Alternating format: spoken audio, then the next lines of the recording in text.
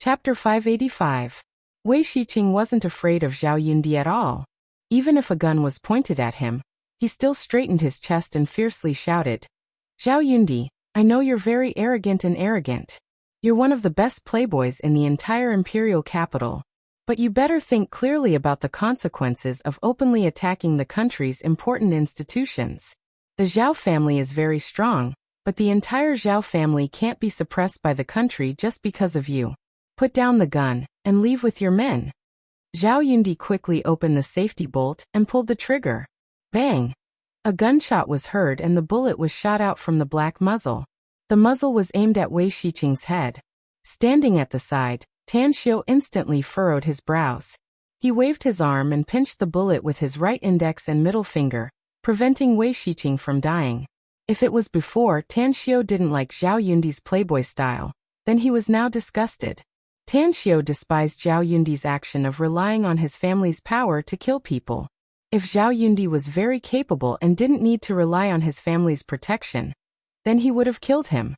But what he was doing now was bringing disaster upon himself, and bringing disaster upon his family.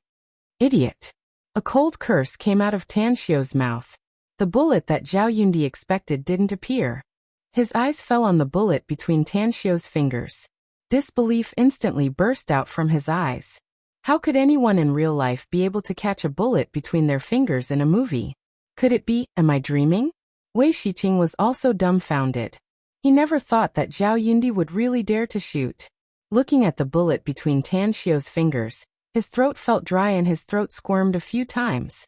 Zhang Lei, who was at the side, had already aimed his gun at Zhao Yundi the moment he fired. If it wasn't for Tan Xiu blocking Zhao Yundi, he would have shot Zhao Yundi dead. What happened? Why didn't the bullet hit Director Wei? Zhao Yundi's gun was fake? Zhang Lei took 2 steps to the side. When his eyes fell on the gap between Tan Xiu's fingers, his heart raced and his eyes were filled with shock. Catching a bullet with his bare hands? Was he hallucinating? Or was he dreaming? At this time, apart from them, the others were also shocked by Tan Xiu's action of catching the bullet with one hand. They were in disbelief. Some people even raised their arms and rubbed their eyes, trying to confirm if they were seeing things. In the end, everyone realized that their eyes weren't playing tricks on them. This scene was real. After cursing, Tan Xiu put away the bullets and snatched the pistol from Zhao Yundi's hand. He then coldly snorted and said, "Humph, the great silk pants of the imperial capital turns out to be a fool who only knows how to show off his bravery. If it weren't for the Zhao family protecting you, who knows how many times you would have died. If you want to play, don't look for trouble with others. I'll play with you. I don't believe that your Zhao family is stronger than the Yao family." Zhao Yundi was dumbfounded. Never in his wildest dreams did he expect that Tan Xiu would directly point the spearhead at him.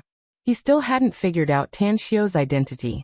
But when he recalled that Zhang Lei was able to point a gun at Tan Xiu when he first came here, he immediately flew into a rage.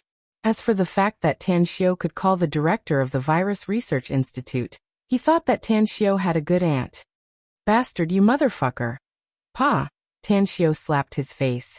Just when more than 20 stalwart men were about to pounce on him, Zhang Lei led the security team to step forward. The situation was still in a deadlock. "You he! Pa! Tan Xiu slapped Zhao Yundi's face again. Pa! Every time Zhao Yundi opened his mouth, the number of Tan Xiu's slaps would increase. As the slaps continued, Zhao Yundi desperately wanted to fight back, but he was constantly slapped by Tan Xiu. Finally, after Tan Xiu had slapped him more than 10 times, Zhao Yundi was so angry that he almost lost his mind. He wanted to order his men to take action. But unfortunately, before he could say anything, the raindrop-like slap still fell on his face. Bam!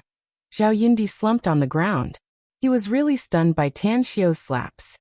He didn't dare to speak again and could only stare at Tan Xiu with murderous eyes, wishing that he could peel off Tan Xiu's tendons and burn his bones to ashes. Tang Xiu deliberately swung his palm and sneered.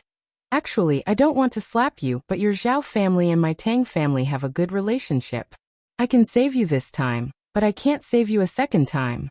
If you still don't know when to stop, I don't mind killing you myself, lest you bring disaster to the Zhao family." After saying that, He then looked at Wei Shiqing and said, Director Wei, saving people is like fighting a fire. He's just a spoiled child, so I hope you won't stoop to his level. That bullet just now is the price you have to pay for forgiving the former enmity. How about it? Wei Shiqing stared at Tan Xiao in a daze. After being silent for a long while, he secretly sighed and said, It's reasonable to say that I should pursue this matter. After all, he wanted to shoot me. But for your sake, I'll let this matter go. However, if he dares to make trouble again, I'll drag him to meet the king of hell with me even if I have to risk my life. Tang Xiao nodded in response. He then kicked Zhao Yundi and angrily shouted, What the hell are you still doing here? Get the hell out of here. Zhao Yundi was afraid that Tan Xiao would hit him again, but he recalled his purpose of coming here. He braced himself and shouted, I'm not leaving. My sister is still inside. She's infected and I can't watch her die here. Kill me if you have the ability. Tan Xiao was silent for a moment. Then he suddenly looked at the people brought by Zhao Yundi and said in a deep voice, I don't care who you are. Put away your weapons and get the hell out of here if you don't want to cause trouble for Zhao Yundi. He's just an ignorant brat, but you're not. You should know how serious the consequences will be from your actions today. More than 20 stalwart men looked at each other in dismay. How could they not know the seriousness of what they did today? But they must obey Zhao Yundi's order, so they could only bite the bullet and follow him.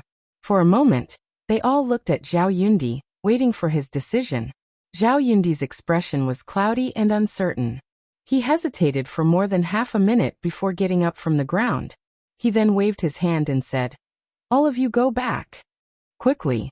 More than 20 stalwart men left one after another. Zhao Yundi looked at Tan Xiao. Although his face was still full of anger, he forcibly suppressed it and shouted, I've already told them to leave. I must go inside and take my sister away today. If she can't go with me, I'll stay here and won't go. Tan Xiao was too lazy to pay attention to him. He turned to look at Wei Shiqing and said, Let's go inside. Saving people is more important. Wei Shiqing quickly nodded and quickly entered the research institute with Tan Xiao and Chen Tong, whose face was full of awe. 7 or 8 minutes later, they appeared in the isolation area of the research institute. Divine Dr. Tang, according to the investigation of the intelligence department, there are a total of 329 people who have had intimate contact with the infected.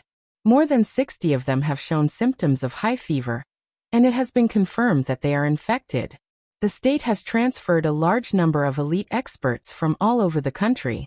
Unfortunately, the source of the virus and how to treat the infected have not been figured out yet. Wei Shiqing gave a brief description of the situation here.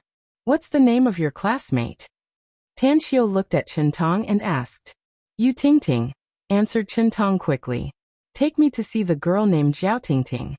Tan Xiao said to Wei Shiqing. She's the first carrier of the virus.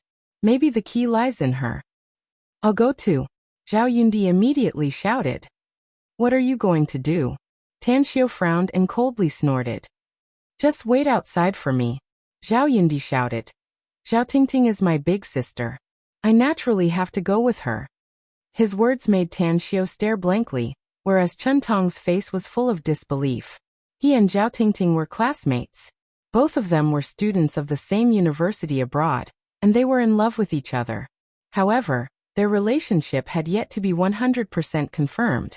This time he followed Zhao Tingting to the imperial capital, on the one hand, to have fun, and on the other hand to meet her family.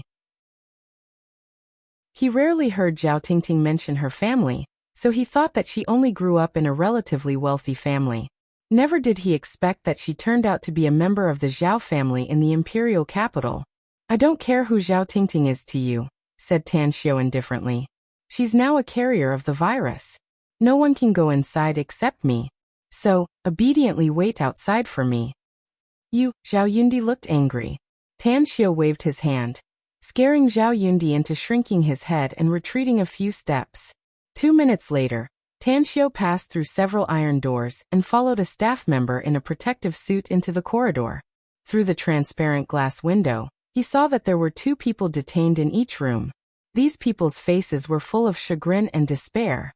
In the innermost isolation room, The beautiful Zhao Tingting was hugging her knees and leaning on the bed in the corner. Her face was abnormally flushed, and her lips were a bit purple. She slightly furrowed her brows and was in a daze. Clang! The door of the isolation room was opened. After Tan Xiao entered, the staff member in a protective suit closed the door from the outside. You. Zhao Tingting slowly raised her head with a surprised look in her eyes. You're Zhao Tingting? Chen Tong's classmate? Tan Xiao lightly smiled. You're Zhao Tingting? Chen Tong's classmate? Zhao Tingting nodded and suddenly realized something. She abruptly got up from the bed and stood in the corner shouting, "Don't come over. Who let you in?" I have a virus on me. Get out quickly. You have a good character. You can't even guarantee your own safety, yet you still care about others. You're very good. You're barely qualified to be my grand disciple's wife. Tan Xiao praised. Chapter 586. Tan Xiao walked to the bed in the corner and looked at Zhao Tingting's dull expression. Then he said, I forgot to introduce myself. I'm Chen Tong's grandmaster. If my guess is correct, you should be his girlfriend. Else, it's impossible for him to take such a great risk and stay in the imperial capital, let alone take the initiative to contact me and ask for help.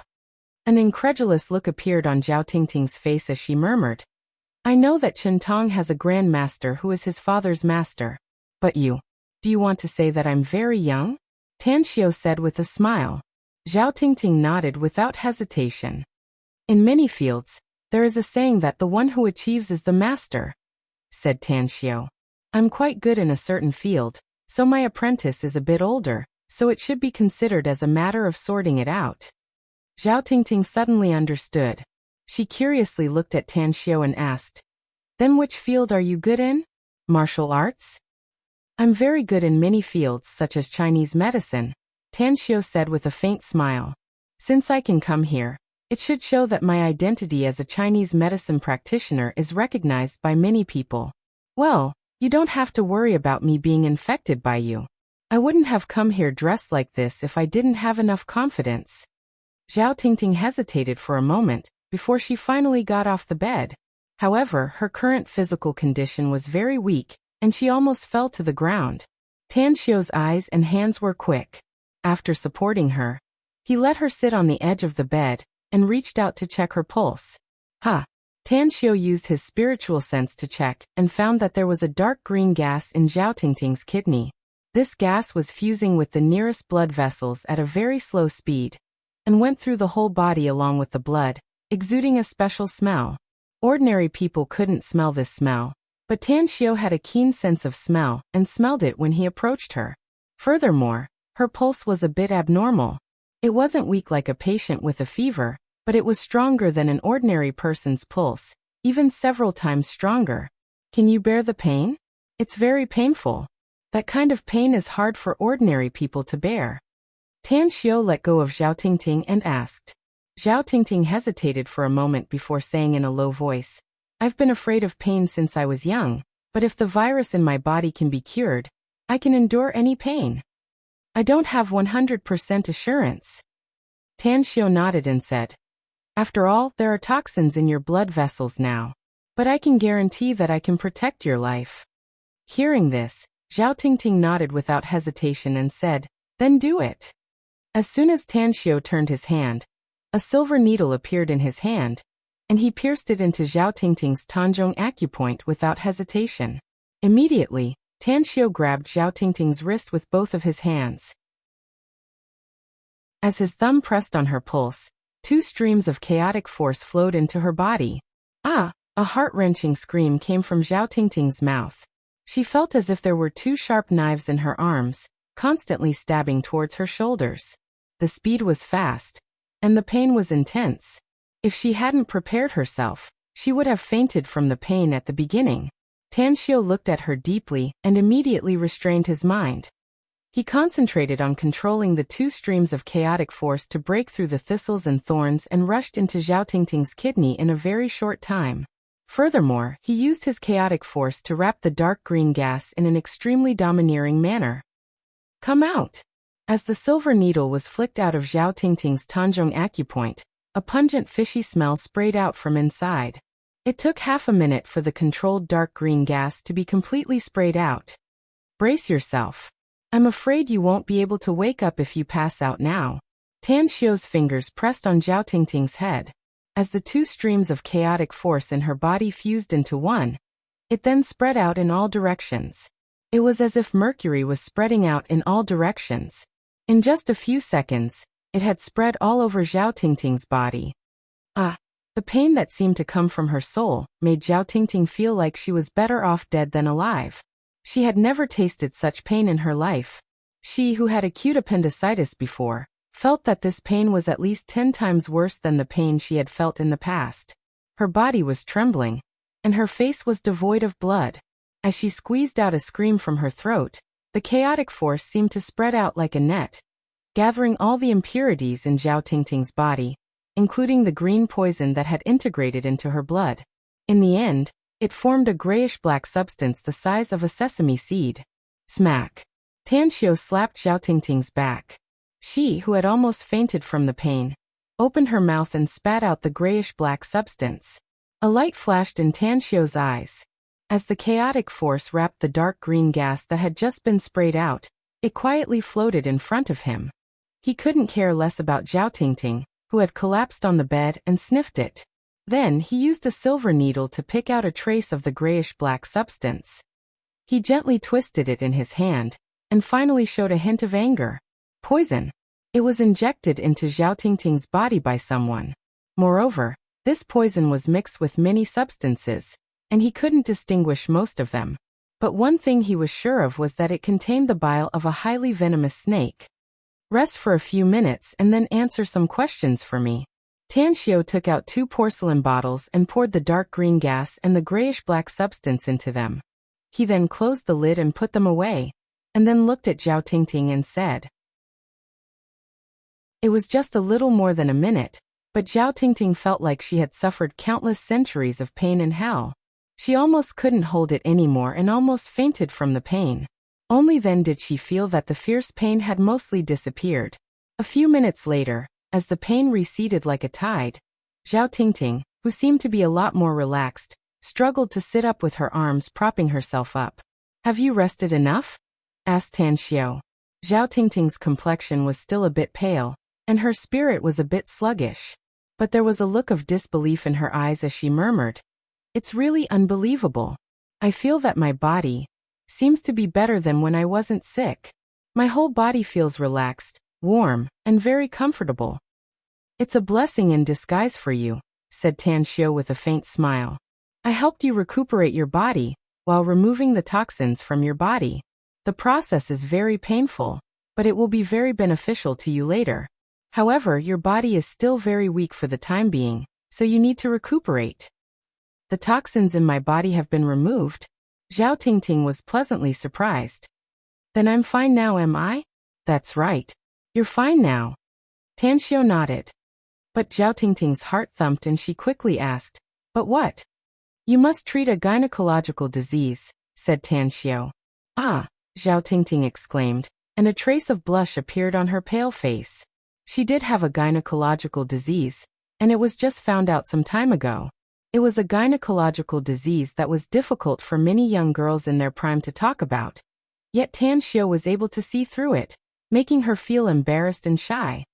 Don't think too much about it, said Tan Xiu with a faint smile. I have something important to ask you now, so you must answer me honestly. It's related to the reason why there is a huge amount of toxins in your body. Zhao Tingting's expression slightly changed. She immediately put away her embarrassment and nodded seriously. Please ask. I want to know if you encountered anything special before you came back from abroad, said Tan Xiu. It's because the toxins in your body were injected by someone. Moreover, the location of the injection is very special, right in the kidney. Injected?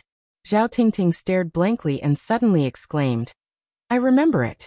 Before I returned to China, I had a gynecological disease, so I went to a hospital for treatment, and was injected with a drug to treat gynecological diseases. Could it be that the toxins in my body are because... Tan Xiu furrowed his brows and asked in a deep voice. You mean there's something wrong with that hospital? Or is there something wrong with that doctor? I don't know. Zhao Tingting shook her head. Tan Xiu thought for a while and said, I've expelled the toxins from your body, but you can't leave this place for the time being. I'll treat other patients later, so you'll stay here and wait. Also, your situation is very special, so I need to report it to a special agency in the country. Someone should contact you and investigate this matter clearly. You must cooperate with them when the time comes.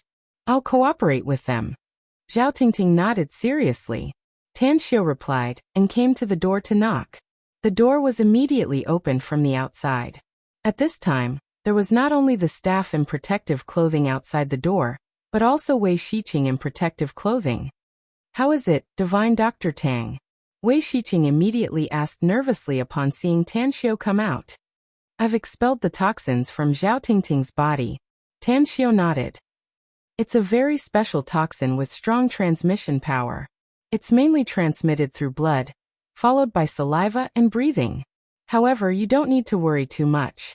The possibility of the infected person infecting others is very small since the amount of toxins is very low. Director Wei, I have 2 porcelain bottles here that contain the toxins and poisonous gas. Give them to the researchers in the research institute. It's best to find more experts to study it together. I still have to treat the other infected people. Wei Shiqing was stunned by Tan Xiu's words. Experts from the research institute, as well as experts and professors from the medical field, had come to the research institute in the past 2 days and were still studying in the lab. He didn't expect that Tan Xiu would cure the first source of infection not long after he came here. Moreover, he even got the samples of the toxins and poisonous gas. All right. Thank you for your hard work, Divine Dr. Tang. I'll immediately send these 2 bottles to the research institute, said Wei Shiqing in a hurry. Following Wei Shiqing's departure, Tan Xiu didn't rush to treat the other infected people. Instead, he took out his mobile phone and called Lu Changxi from the special department. He told him about what happened in the research institute, as well as his conjecture, and then gave him the problem that needed to be investigated. Chapter 587. The Zhao family of the imperial capital was famous throughout the country. Their family was very weak in the military, but they had countless pillars in the political world. There were at least 2 officials from the Zhao family in each province, and the number of second-in-command and third-in-command could be doubled. Therefore, the Zhao family's power was really sufficient. Zhao Qingfeng was the second son of the Zhao family's patriarch, and he was now working in an important department in the imperial capital. Zhao Qingfeng was simply dumbfounded when he received a call from his family's old man. Although he knew that his precious son was extremely bold and liked to stir up trouble, he never thought that he would poke such a big hole. He knew what kind of place the National Virus Research Institute was. It was definitely a very important special institution of the country. If it was placed in the army, it would be equivalent to a weapons research base. On the national highway more than 10 kilometers away from the Virus Research Institute, 2 Audi cars sped toward the direction of the Virus Research Institute. In the back seat of the second car, Zhao Qingfeng's complexion was ashen, and his eyes flickered with flames of anger. A jade that was not polished was not a tool. Zhao Qingfeng felt that his previous indulgence of his son was simply like cultivating him into a ticking time bomb. Even if this incident could be settled by paying some price, it was unknown when it would cause trouble in the future. Ring ring ring, his phone rang. Zhao Qingfeng quickly picked up the phone. When he heard the words coming from the other side, his ashen complexion suddenly changed, and his eyes burst with disbelief. Shot? Shot at the director of the Virus Research Institute, Wei Shiqing? In an instant, despair rose in Zhao Qingfeng's heart. He was very clear about the consequences of shooting Wei Shiqing. His son was probably doomed this time. I order you to take down Zhao Yundi's gun, and then bring him back for me. Immediately. Zhao Qingfeng took a deep breath and shouted with a sharp tone. We have already left the Virus Research Institute. Zhao Yundi followed Tan Xiu and Wei Shiqing inside. Even if we go back now, we can't enter the Virus Research Institute. The voice from the phone came again. What? Zhao Qingfeng was stunned. He was confused by the other party's words. Since his son shot at Wei Shiqing, then even if Wei Shiqing didn't die, he would probably be injured, right? How a few minutes later, the mystery in Zhao Qingfeng's heart was finally solved. The matter of Tan Xiu violently beating his son didn't make Zhao Qingfeng angry. Instead, a feeling of joy and gratitude rose from the bottom of his heart.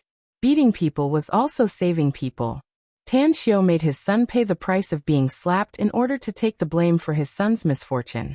Zhao Qingfeng couldn't help but feel grateful. Zhao Qingfeng's identity was special, so he was allowed to go through the inspection outside the Virus Research Institute. When the car drove all the way to the square outside the quarantine zone, Zhao Qingfeng swiftly and violently pushed open the car door and rushed toward Zhao Yundi. Even though Zhao Yundi's face was red and swollen from Tan Xiu's beating, Zhao Qingfeng didn't feel the slightest bit of heartache. Instead, his anger burned even more fiercely. Pa pa pa.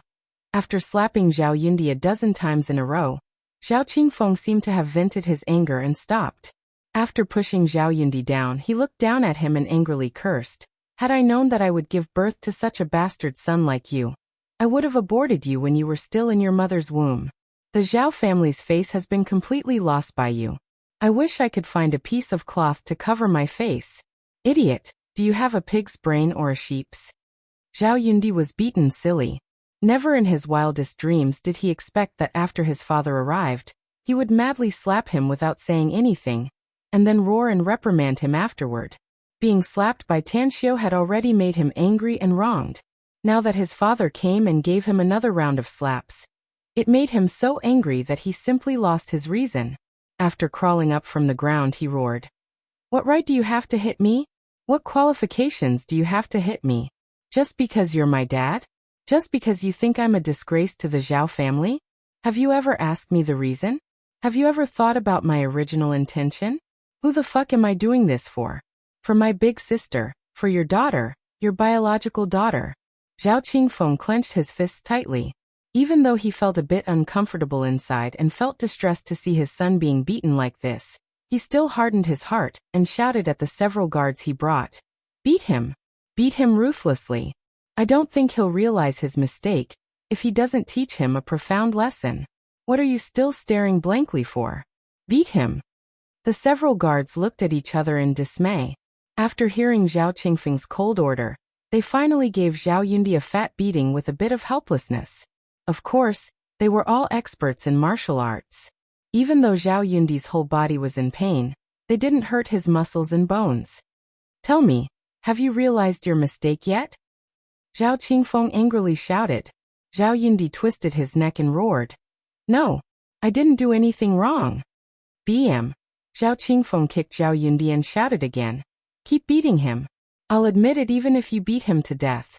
If we keep this scourge alive, sooner or later, it will bring calamity to the Zhao clan and bring about great trouble." After another round of beatings, Zhao Qingfeng shouted in a deep voice, "What about now? Have you not realized your mistake yet?" "No." Zhao Yundi gritted his teeth in pain. Zhao Qingfeng gave him a thumbs up and praised, "You've got guts. Beating you doesn't have any effect, does it? Then have a taste of what I'm about to do next. Take him back to the family and punish him with the Zhao family's rules first. Then throw him into a dark room and imprison him. You won't admit your mistake? If you don't admit your mistake, then die in this dark room." Zhao Yundi's pupils violently shrunk as fear burst out from his eyes. The Zhao family's dark room was actually built according to the military's secret confinement room. Even the narrowness of the space was even worse than the military's confinement room. He had been imprisoned in this small dark room countless times, but the time inside was at most 1 day. Of course, that kind of one-day punishment was enough to fill him with despair. In his opinion, this kind of dark room was definitely not a place for people to stay. He could barely accept it for a few hours, but 1 day was almost the limit. He felt that he would definitely collapse if he were to be locked inside for 3 to 5 days. He might even commit suicide inside. "No, I admit my mistake. But even though I'm very reckless, it's all for my big sister. You as a father don't care about it. If I don't, my big sister will die here." Zhao Qingfeng sighed inwardly. He was even more disappointed with his son. Given his character, how could he not care about his biological daughter? In fact, he had already called Zhao Xiqing and got Zhao Xiqing's assurance that he would do his best to treat his daughter. But now, after this good-for-nothing son of his made such a scene, he didn't even have the thought of seeing Zhao Xiqing. He was afraid that he would be embarrassed and ashamed, and then he would want to find a hole to bury himself in. It was said that a father hoped for his son to become a dragon. But now he didn't have this thought at all. He only hoped that his son wouldn't turn into a worm. Zhao Qingfeng waved his hand at the guards and looked at Chen Tong at the side. He hesitated for a moment and asked, "Young man, you are?" Chen Tong was a bit nervous at the moment. Ever since he knew that Zhao Yundi was Zhao Tingting's younger brother, he really wanted to get closer to Zhao Yundi. Now that Zhao Qingfeng had arrived, it made him even more nervous. He even had the feeling of an ugly daughter-in-law meeting her in-laws. "Hello, uncle. I'm Chen Tong. Tan Xiu is my grandmaster." Zhao Qingfeng stared blankly for a moment before a stunned look appeared in his eyes. He never expected that Tan Xiu actually had a grand-disciple. After hesitating for a moment, he curiously asked, "Then your father is?" "My father is Chen Zhizhong, and the Endless Virtue Pharmaceutical is our family's business," said Chen Tong honestly. Zhao Qingfeng suddenly understood. He knew a lot of things about Tan Xiu, so he naturally knew that Tan Xiu had several apprentices, and Chen Zhizhong of the Endless Virtue Pharmaceutical was one of them. After nodding, he carefully observed Chen Tong and asked again, "You're here. Are you here with Tan Xiu?" "Actually, I invited Grandmaster here. I and your daughter, Zhao Tingting, are foreign classmates and also," said Chen Tong. "Also." Zhao Qingfeng stared blankly for a moment as a surprised expression appeared on his face.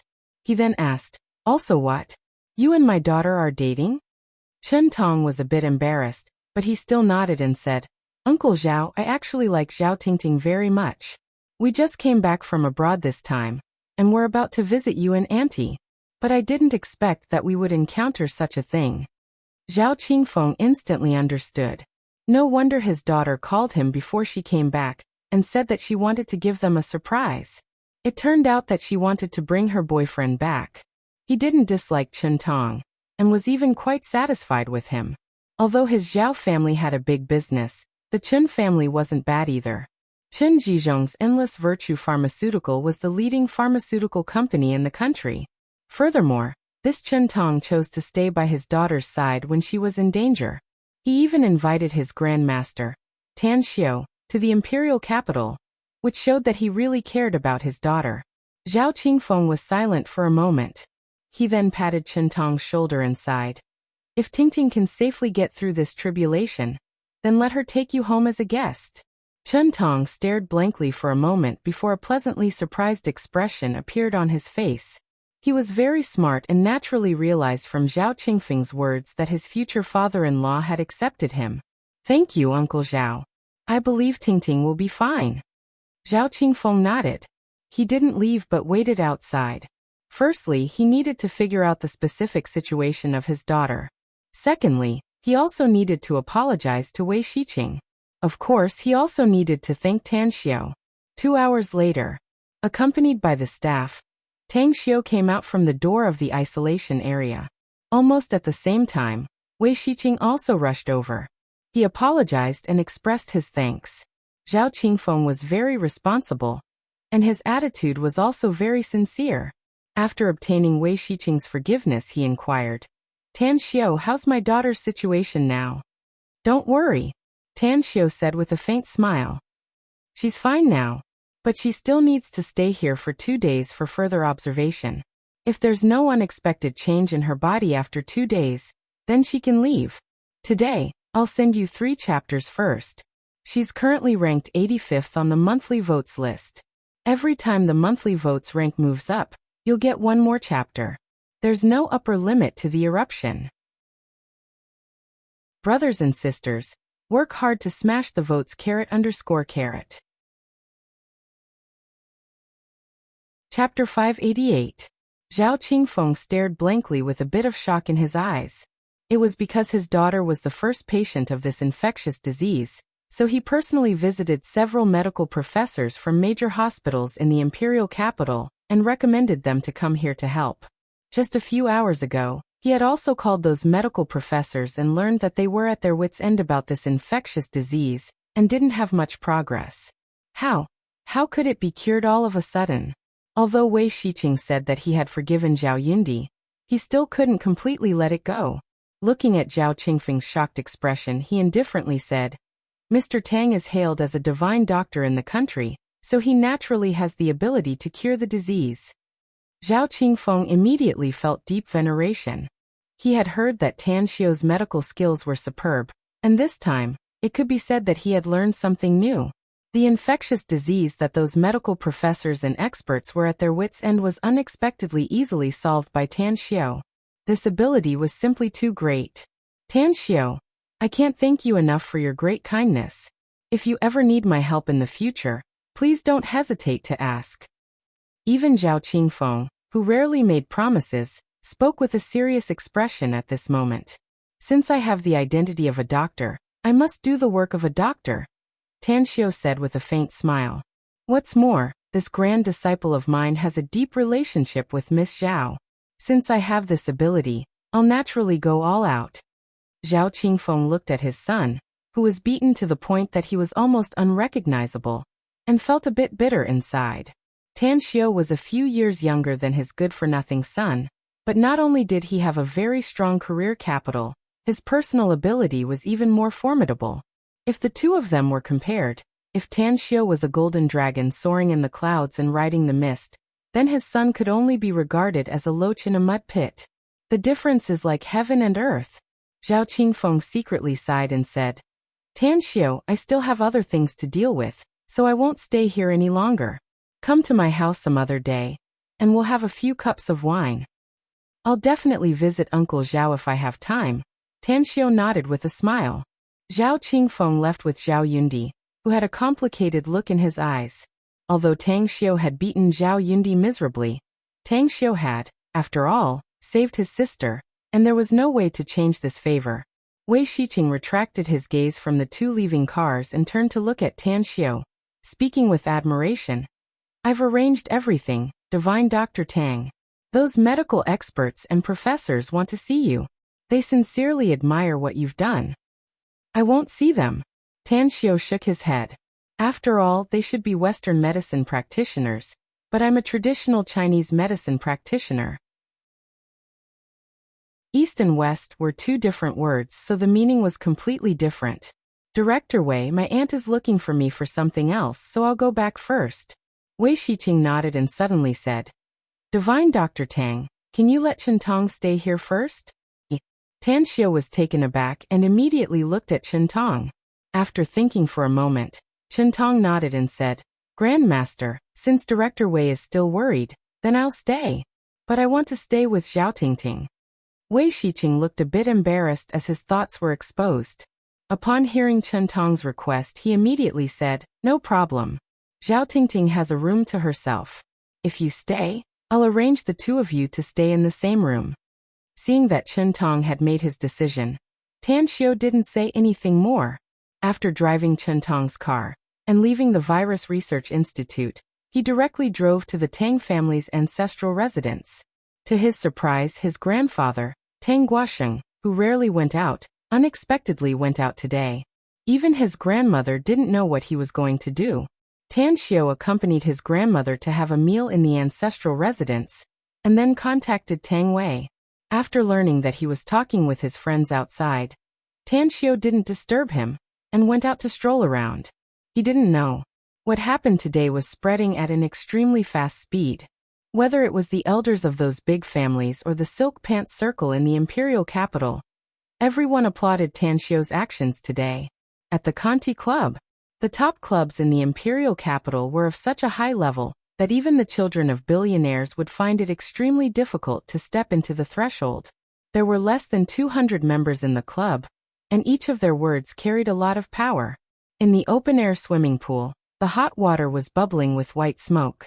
Two young men in swimsuits were surrounded by a group of beautiful bikini-clad girls, drinking red wine, smoking cigars, and enjoying shoulder massages from the bikini-clad girls. Tang Wei, please consider my proposal. This is a profitable business with little capital. You won't get another chance like this, said Qin Xiaoyang with squinted eyes with a comfortable expression. Tang Wei's expression was a bit solemn. Although he was surrounded by women, he didn't have much mood to enjoy it. To put it bluntly, Qin Xiaoyang wanted to make use of the Tang family's resources. The Yao family's downfall and the Tang family's strength finally made all the families realize that although the Tang family had been regressing all these years, they had unknowingly accumulated a strong force. Even if they hadn't recovered to their peak, they could still be ranked in the top 5 among the big families in the country. Therefore, Tang Wei's status in the circle of young masters in the imperial capital had also risen. In the past half a month alone, there were dozens of young masters in the imperial capital who had secretly expressed their goodwill to him. And these people were only able to get close to Tang Wei. Those who couldn't get close to him were still stretching their necks in anticipation. Qin Xiaoyang was rich, but his family was even richer. His father had been engaged in real estate development for more than 20 years. Relying on his strong business acumen and ways to curry favor, he had made a lot of money. Coupled with the fact that his family had a lot of shares in several large domestic logistics businesses, some people had calculated that even if the total assets of Qin Xiaoyang's family didn't exceed 50 billion, it wasn't far from it. Unfortunately, the Qin family had few descendants. Qin Xiaoyang had an uncle who turned out to be a prodigal son. He was a good-for-nothing who indulged in all kinds of debauches and gamblers. The most important thing was that he hadn't married yet, and didn't even have a girlfriend. As for Qin Xiaoyang and his brother, the elder brother had entered the public security system. Due to his father's secret guidance, he was now doing very well. But no one knew how far he could go in the future. Qin Xiaoyang was very smart. He had received higher education in the imperial capital since he was a child, and got acquainted with a group of young masters in the imperial capital. There were few debauches in his school circle, and he also had his father's style when he entered society. He had simply reached the point of perfection in networking and currying favor with others. He looked for Tang Wei this time, hoping to establish a friendship with Tang Wei and build a relationship with the Tang family. Therefore, he proposed to set up a joint venture entertainment company, a large-scale entertainment media company that integrated online literature section, game development and promotion, film and television production and promotion, as well as a live broadcast platform. The total investment was 4 billion. According to the distribution of his shares, Tang Wei would invest 200 million and hold 30% of the company's shares. He would invest 3.7 billion and hold 70% of the company's shares. It could be said that this was no different from giving money for free. Xiaoyang, you're really willing to spend your hard-earned capital. Tang Wei secretly heaved a sigh of relief. The solemn expression on his face disappeared, and was replaced by a faint smile of ridicule. Qin Xiaoyang shrugged and said, I can't help it. Who asked me to hug your thigh? You're quite direct, aren't you? Tan Xiu couldn't help laughing. If I were to play hypocrisy with you, would you look at me? Qin Xiaoyang said with a smile. Tang Wei let out a faint smile, and took the red wine handed by the bikini beauty beside him. After drinking it, he sighed. Logically speaking, I shouldn't refuse such a good proposal from you. But my younger brother has mentioned to me that he wants me to enter politics. Although I haven't made a decision yet, it's not far from the mark. I'll mention it to my grandfather after I've thought it through. He should be very supportive of it. Enter politics? Qin Xiaoyang stared blankly and immediately furrowed his brows. He knew the rule that political officials couldn't do business in private. If Tang Wei really entered politics, he was afraid that he would lose the opportunity to hug his thigh. The Tang family did have other members, but only Tang Wei was suitable. Tang Wei's expression suddenly moved, and a smile appeared on the corner of his mouth as he said, Xiaoyang, the Knight 15 in your garage seems to have arrived, right? I heard that my younger brother likes cars very much. Auntie Tangman recently got him a limited edition luxury sports car. Younger brother? Qin Xiaoyang's expression shifted as his eyes lit up right away. As though he had realized something, he said without hesitation, If your brother likes it, then I'll transfer the Knight 15 that was just parked in my garage yesterday to him. Of course, he won't want it if I give it to him for free. Then I'll thank you on behalf of my younger brother first. Tang Wei grinned. He just called me and happens to be in the imperial capital now. How about we go look for him? Qin Xiaoyang immediately got up and seriously said. Then I'll ask brother Tang Wei to introduce me to him. Tan Xiao, he's simply my idol. It seems that my younger brother is quite famous. Tang Wei laughed. Qin Xiaoyang exclaimed in admiration. He's more than famous. His name has spread far and wide like a thunderclap. Just based on what he did today, I'm afraid none of the silk pants young masters in the country will dare to challenge him anymore. Tang Wei stared blankly. He slept until noon today and got up when he received Qin Xiaoyang's call. Then he drove here and didn't hear anything about what happened today. After hesitating for a moment, he asked with a confused expression. What did Tan Xiao do today? Qin Xiaoyang said with a strange expression. Don't you know that Tan Xiao beat up Zhao Yundi today? He looked like a pig's head.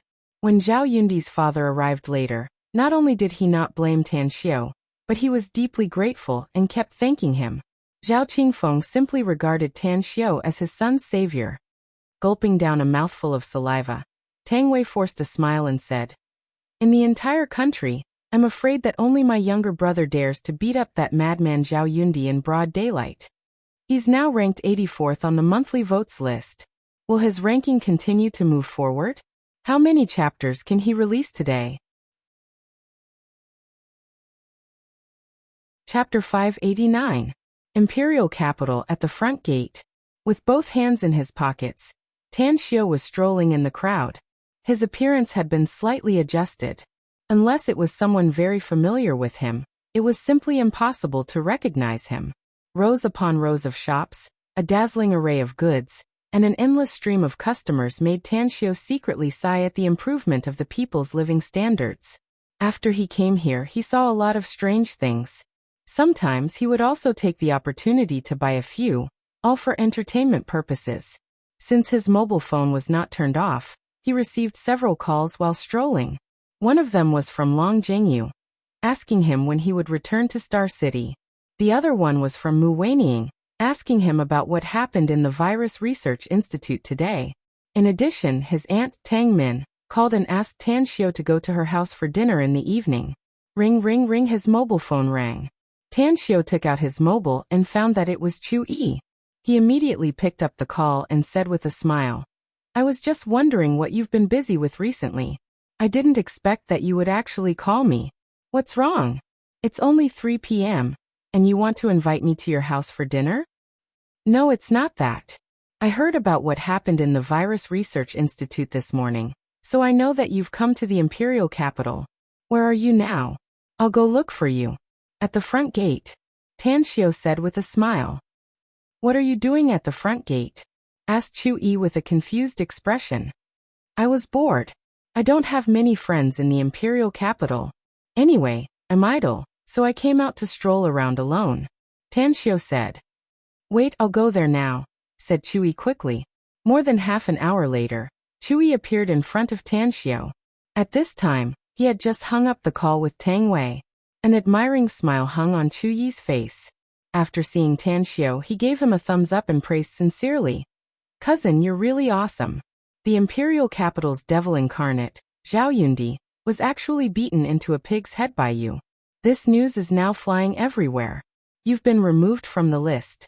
You've become famous in the circle of young masters and ladies in the capital. You've gained countless fans. Tan Xiao forced a smile and said, Which blabbermouth actually publicized such a thing? Chu Yi grinned and said, It doesn't matter who it is. In short, you're famous now. As for Zhao Yundi, he's in a miserable state right now. Tan Xiao was stunned and asked in confusion, What's wrong with him? Chu Yi looked around and found that no one was paying attention to them, so he said in a low voice, You still don't know. After Zhao Yundi's father, Zhao Qingfeng, took him home, he gave him a good beating with his belt. If his mother hadn't stopped him, he would have been beaten half to death. Even so, he was still sent to the Zhao family's ancestral home, and locked in a small dark room to reflect. The Zhao family's little dark room is a hellish place in the hearts of everyone in the imperial capital. It's even worse than the confinement rooms in the fucking army. Tan Xiao couldn't help laughing and said, that brat really needs to be taught a good lesson. Else, he'll bring disaster to the Zhao family sooner or later if he continues to cause trouble. I hope this matter can make him restrain himself a bit and be an honest and well-behaved man. Chui nodded and said, yeah, that guy will probably be miserable in the future if he doesn't keep a low profile. You have no idea how many people he has offended in the imperial capital all these years. If it weren't for the Zhao family's protection, I'm afraid there would have been countless people who would have dealt with him in the dark. Tan Xiao smiled and said, let's not talk about Zhao Yundi anymore. Tang Wei just called me and said that he brought a friend to see me. There seems to be something. That's right. What kind of car is this Knight 15? He also said on the phone that he'll give me a car. I'm puzzled. Could it be that he's like your mother and my aunt, addicted to giving me cars? Chui rolled his eyes and snappily said, hey Tan Xiao, can you not take advantage of me and still act like a good child? I'm so jealous. My mother asked me about cars. I thought she wanted to give me a few cars, so I eagerly told her about a lot of luxury cars. In the end, she bought all of them and gave them to you. Ha ha ha. Looking at Chu Yi's sour expression, Tan Xiao put his arm around his shoulder and said, we're brothers. Isn't my car your car? Whenever you need a car to drive, you can go directly to Demonic City and drive all the luxury cars in my villa. If you don't have enough money and tolls, I'll give it to you when the time comes. Fuck off. Chui cursed with a smile and then asked, did Tang Wei say anything about bringing a friend? He didn't say anything. Tan Xiao shook his head. Chui nodded and asked, then what should we do next? Continue strolling around? Or find a place to drink something and wait for them to come? Let's find a place to sit. Tan Xiao pondered for a moment and said. After that, the two of them found a coffee shop nearby and sat down in the innermost corner, drinking coffee while chatting. After a while, Tang Wei and Qin Xiaoyang hurried over. Chu Yi's expression changed when he saw Qin Xiaoyang, and he gave Tan Xiao a meaningful look. Yo Chu Yi, you're here too? After Tang Wei noticed Chu Yi sitting opposite to Tan Xiao, he immediately chuckled and said. Chu Yi said, if you can come, why can't I? For the rest of the day, Tan Xiao's time has been occupied by me. Saying, he nodded to Qin Xiaoyang and said with a smile, Xiaoyang, how come you're with Tang Wei? Don't tell me this guy brought you to the Conti Club again. Qin Xiaoyang took off his clothes. His body was streamlined and muscular, but he looked a little thin with his clothes on. At this moment he said with a smile, no, I dragged him there. Chui grinned and pointed to Tan Xiao saying, I don't need to introduce him, do I? He's more famous than Zhao Yundi right now. Tan Xiao, this is Qin Xiaoyang. He can be said to be a good man with the widest connections in the entire circle of young masters in the imperial capital. You have to be careful with him. This guy is too smart. Don't get betrayed by him without knowing it. Qin Xiaoyang forced a smile and said, I say Chui, how can you make friends like this? Other people are always protecting their friends, but you're the one who sold me out. Idle Tan Xiao, it's an honor to meet you. Tan Xiao got up and shook hands with Qin Xiaoyang. Then he motioned him to sit next to Chui. He then patted the sofa next to him and said to Tang Wei with a smile, Brother Wei, aren't you talking with your friends outside? How come you have time to come here? Tang Wei pointed to Qin Xiaoyang and said, I'm talking with him. But the matter we're talking about is a bit big, and I might not be able to participate, so I want to introduce him to you.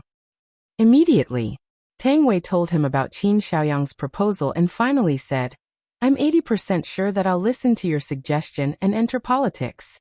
Therefore, I don't want to participate in the business cooperation anymore. In my eyes, you're the business genius. You might as well play with me if you're interested. Tan Xiao glanced at Qin Xiaoyang and then turned his head and asked, Can our Tang family play a role? Aunt Yanzi has real power, said Tang Wei. Tan Xiao suddenly understood. He quietly pondered for a few minutes and then said, You're Qin Xiaoyang, right? I'm indeed interested in the business cooperation you proposed. But I think we need to consider the management and shares in the long term, if we want to cooperate. Qin Xiaoyang's eyes lit up and immediately said, Please say it, young Master Tang. Tan Xiao waved his hand and said, "Just call me Tan Xiao later. I'm used to people calling me by my name. The total investment is 4 billion yuan, and I'll invest 2 billion yuan for 40% of the shares. You'll run the company and I won't intervene in the management. I'll hold 51% of the shares. As for the remaining 9% of the shares, I'll keep it for the company's senior management after the company is established. What do you think?" Qin Xiaoyang didn't expect that Tan Xiao would be willing to invest 2 billion yuan for only 40% of the shares.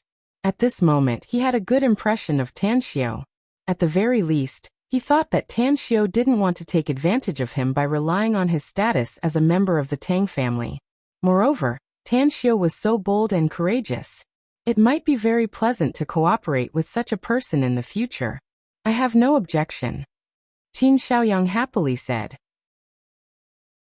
Chui rolled his eyes and snorted, "But I have an objection." Tan Xiao and Qin Xiaoyang stared blankly for a moment, and then looked confused. Chui said, "I say you two, why don't you pull me in for such a good investment project? Didn't people say that? Since it's a profitable business, let's earn it together." All right. Tan Xiao and Qin Xiaoyang didn't have any objection. Although Tan Xiao and Chui were cousins, and his aunt, Tang Min, was also centered around the Tang family, Chui was, after all, a member of the Chu family in the imperial capital.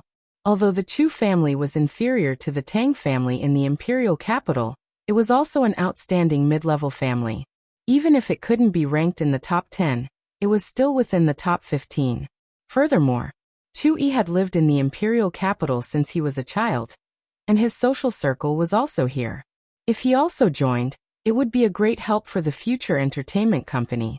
Finally, after the three of them negotiated, they finally determined the investment amount and the distribution of shares. Tan Xiao would invest 1 billion yuan and hold 30% of the shares. Chui would invest 500 million yuan and hold 15% of the shares. 10% of the shares would be reserved for the company's senior management in the future, and the remaining 45% of the shares would belong to Qin Xiaoyang, with an investment of 1.5 billion yuan. At the end of the discussion, Tan Xiao intended to invite everyone to have a few drinks to celebrate, but Tan Xiao refused because he would go to Chu Yi's house for dinner in the evening. "Tomorrow.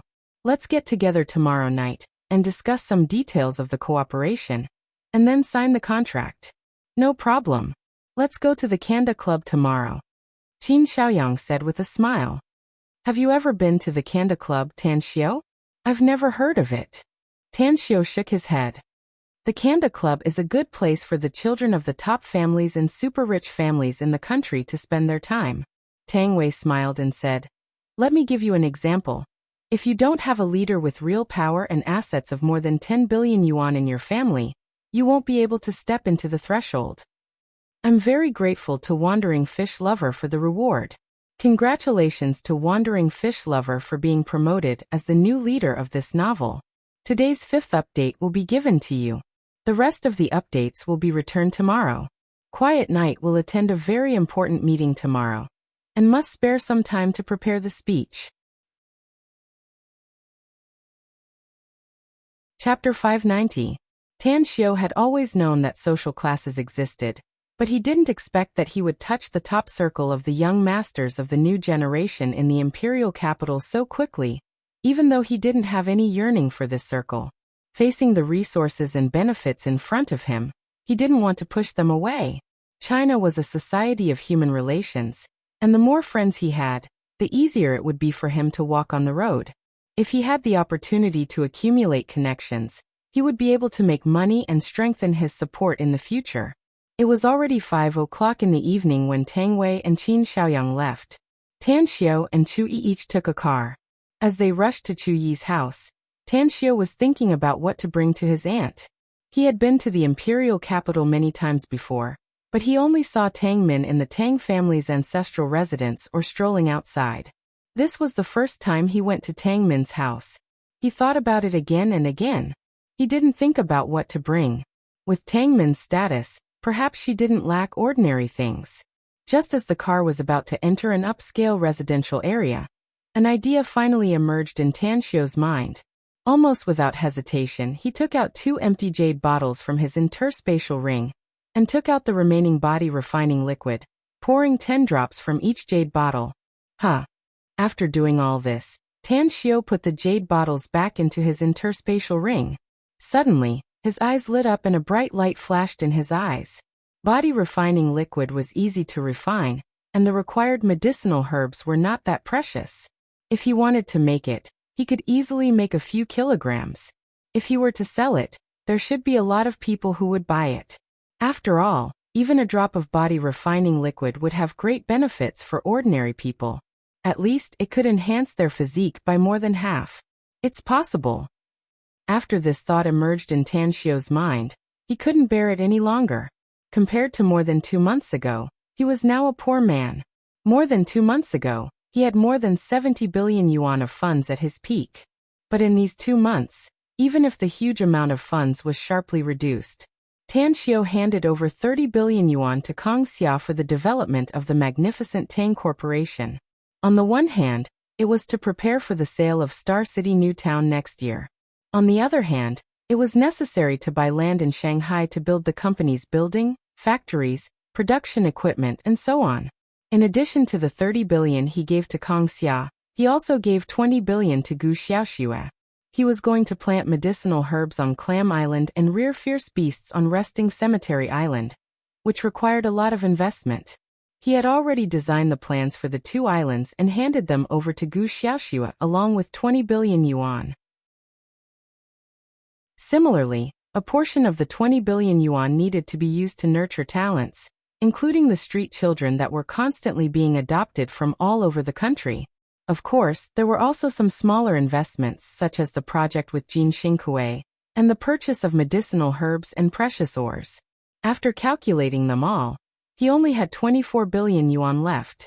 Of the 24 billion, about another 5 billion would be needed for the reconstruction project in Nine Dragons Island.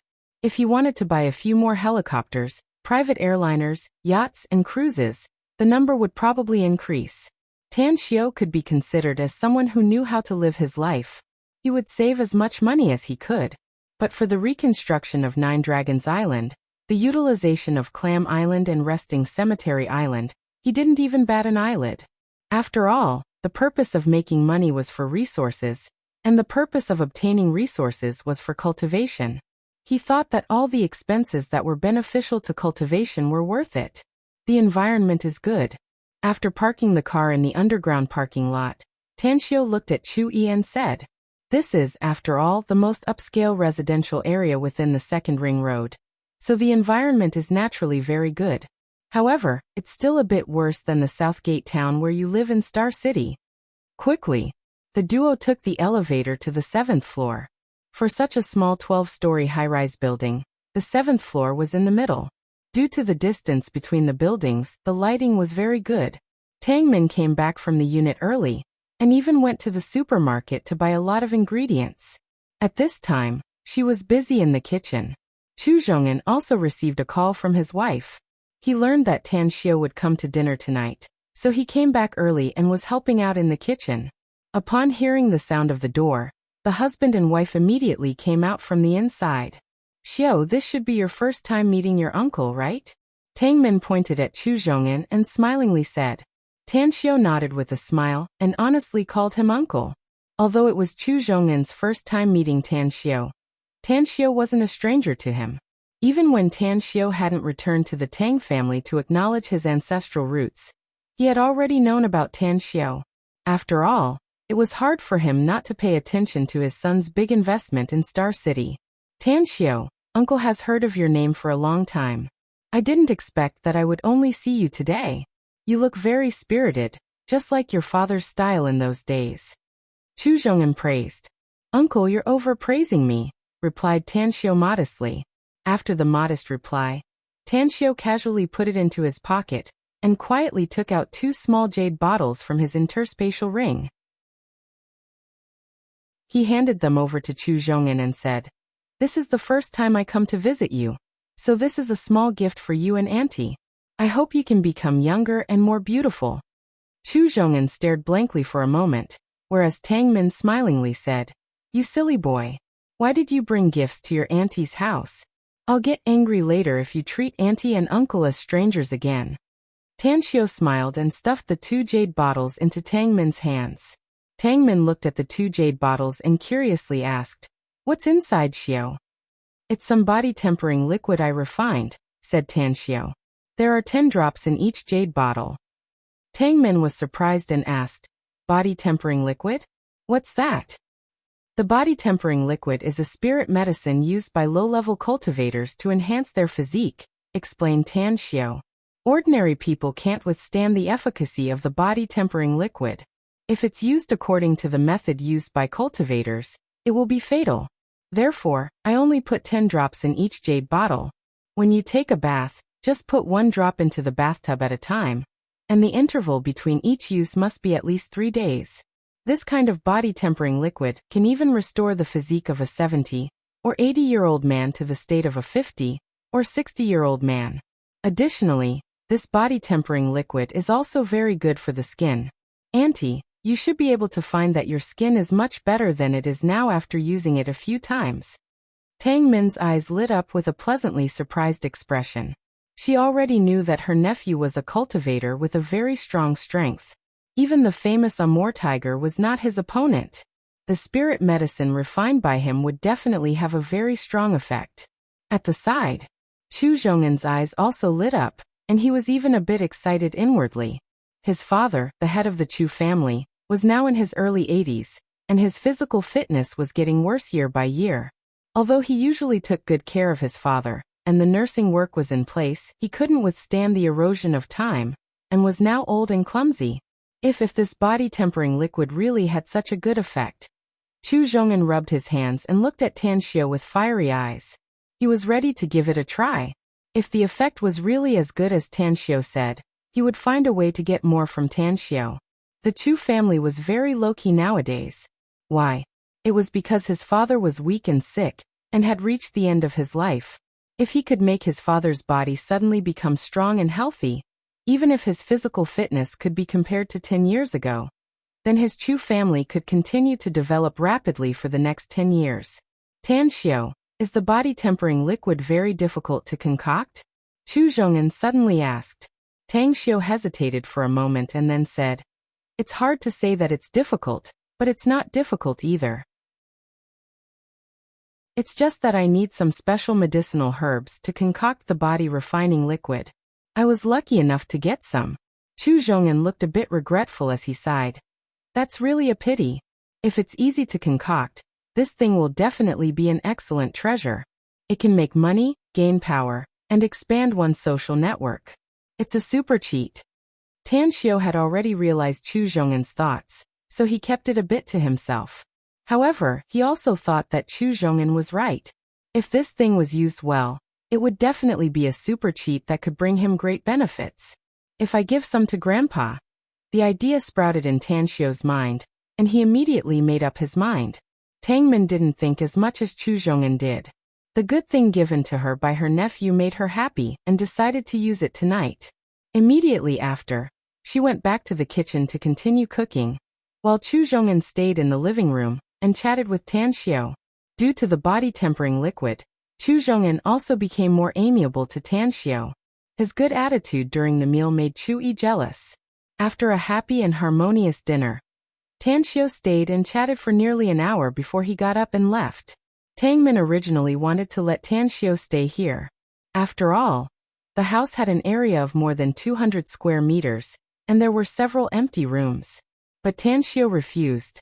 At 9 p.m., Tan Xiao returned to the Tang family's ancestral residence and directly pulled Tang Guosheng to his study.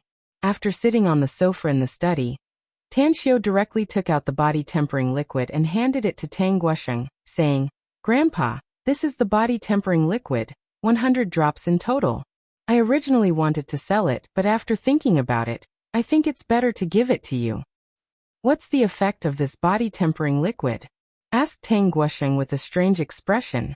Tan Xiao explained the effect of the body-tempering liquid and finally said, "As far as I know, those who can become the top officials in our country are all very old. If this body-tempering liquid is used on them, how many benefits do you think our Tang family can get?" Tang Guosheng's entire being was as though petrified.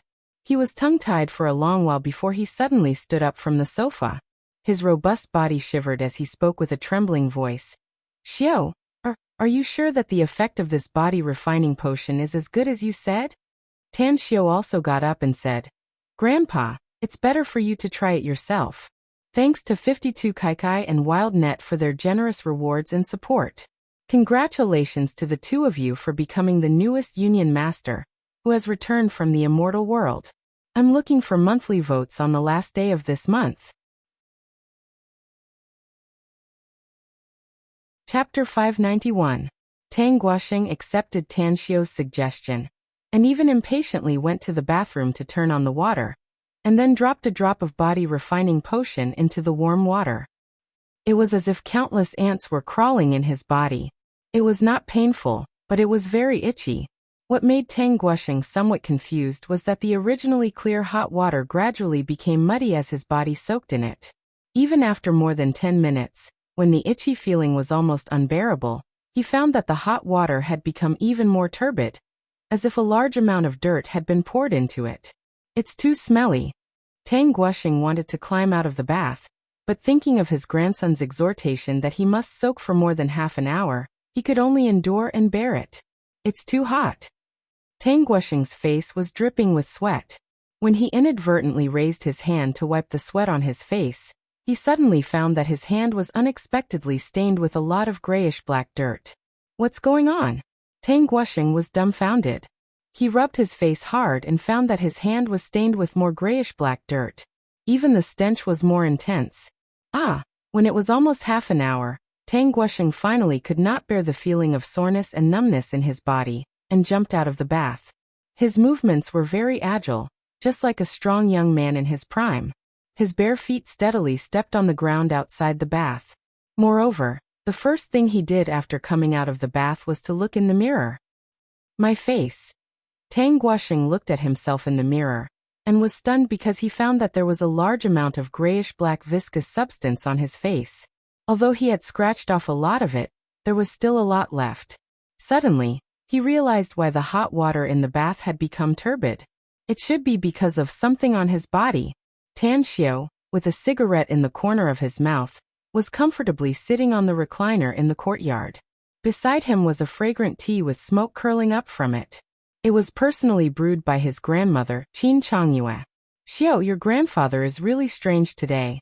Before he went out in the morning, I remember that he had already taken a bath. Usually, he would only take a bath at night when he was busy or in the summer. It's such a cold day. Why did he think of taking a bath? Qin Changyue moved a chair over and sat beside Tan Xiao with a puzzled expression.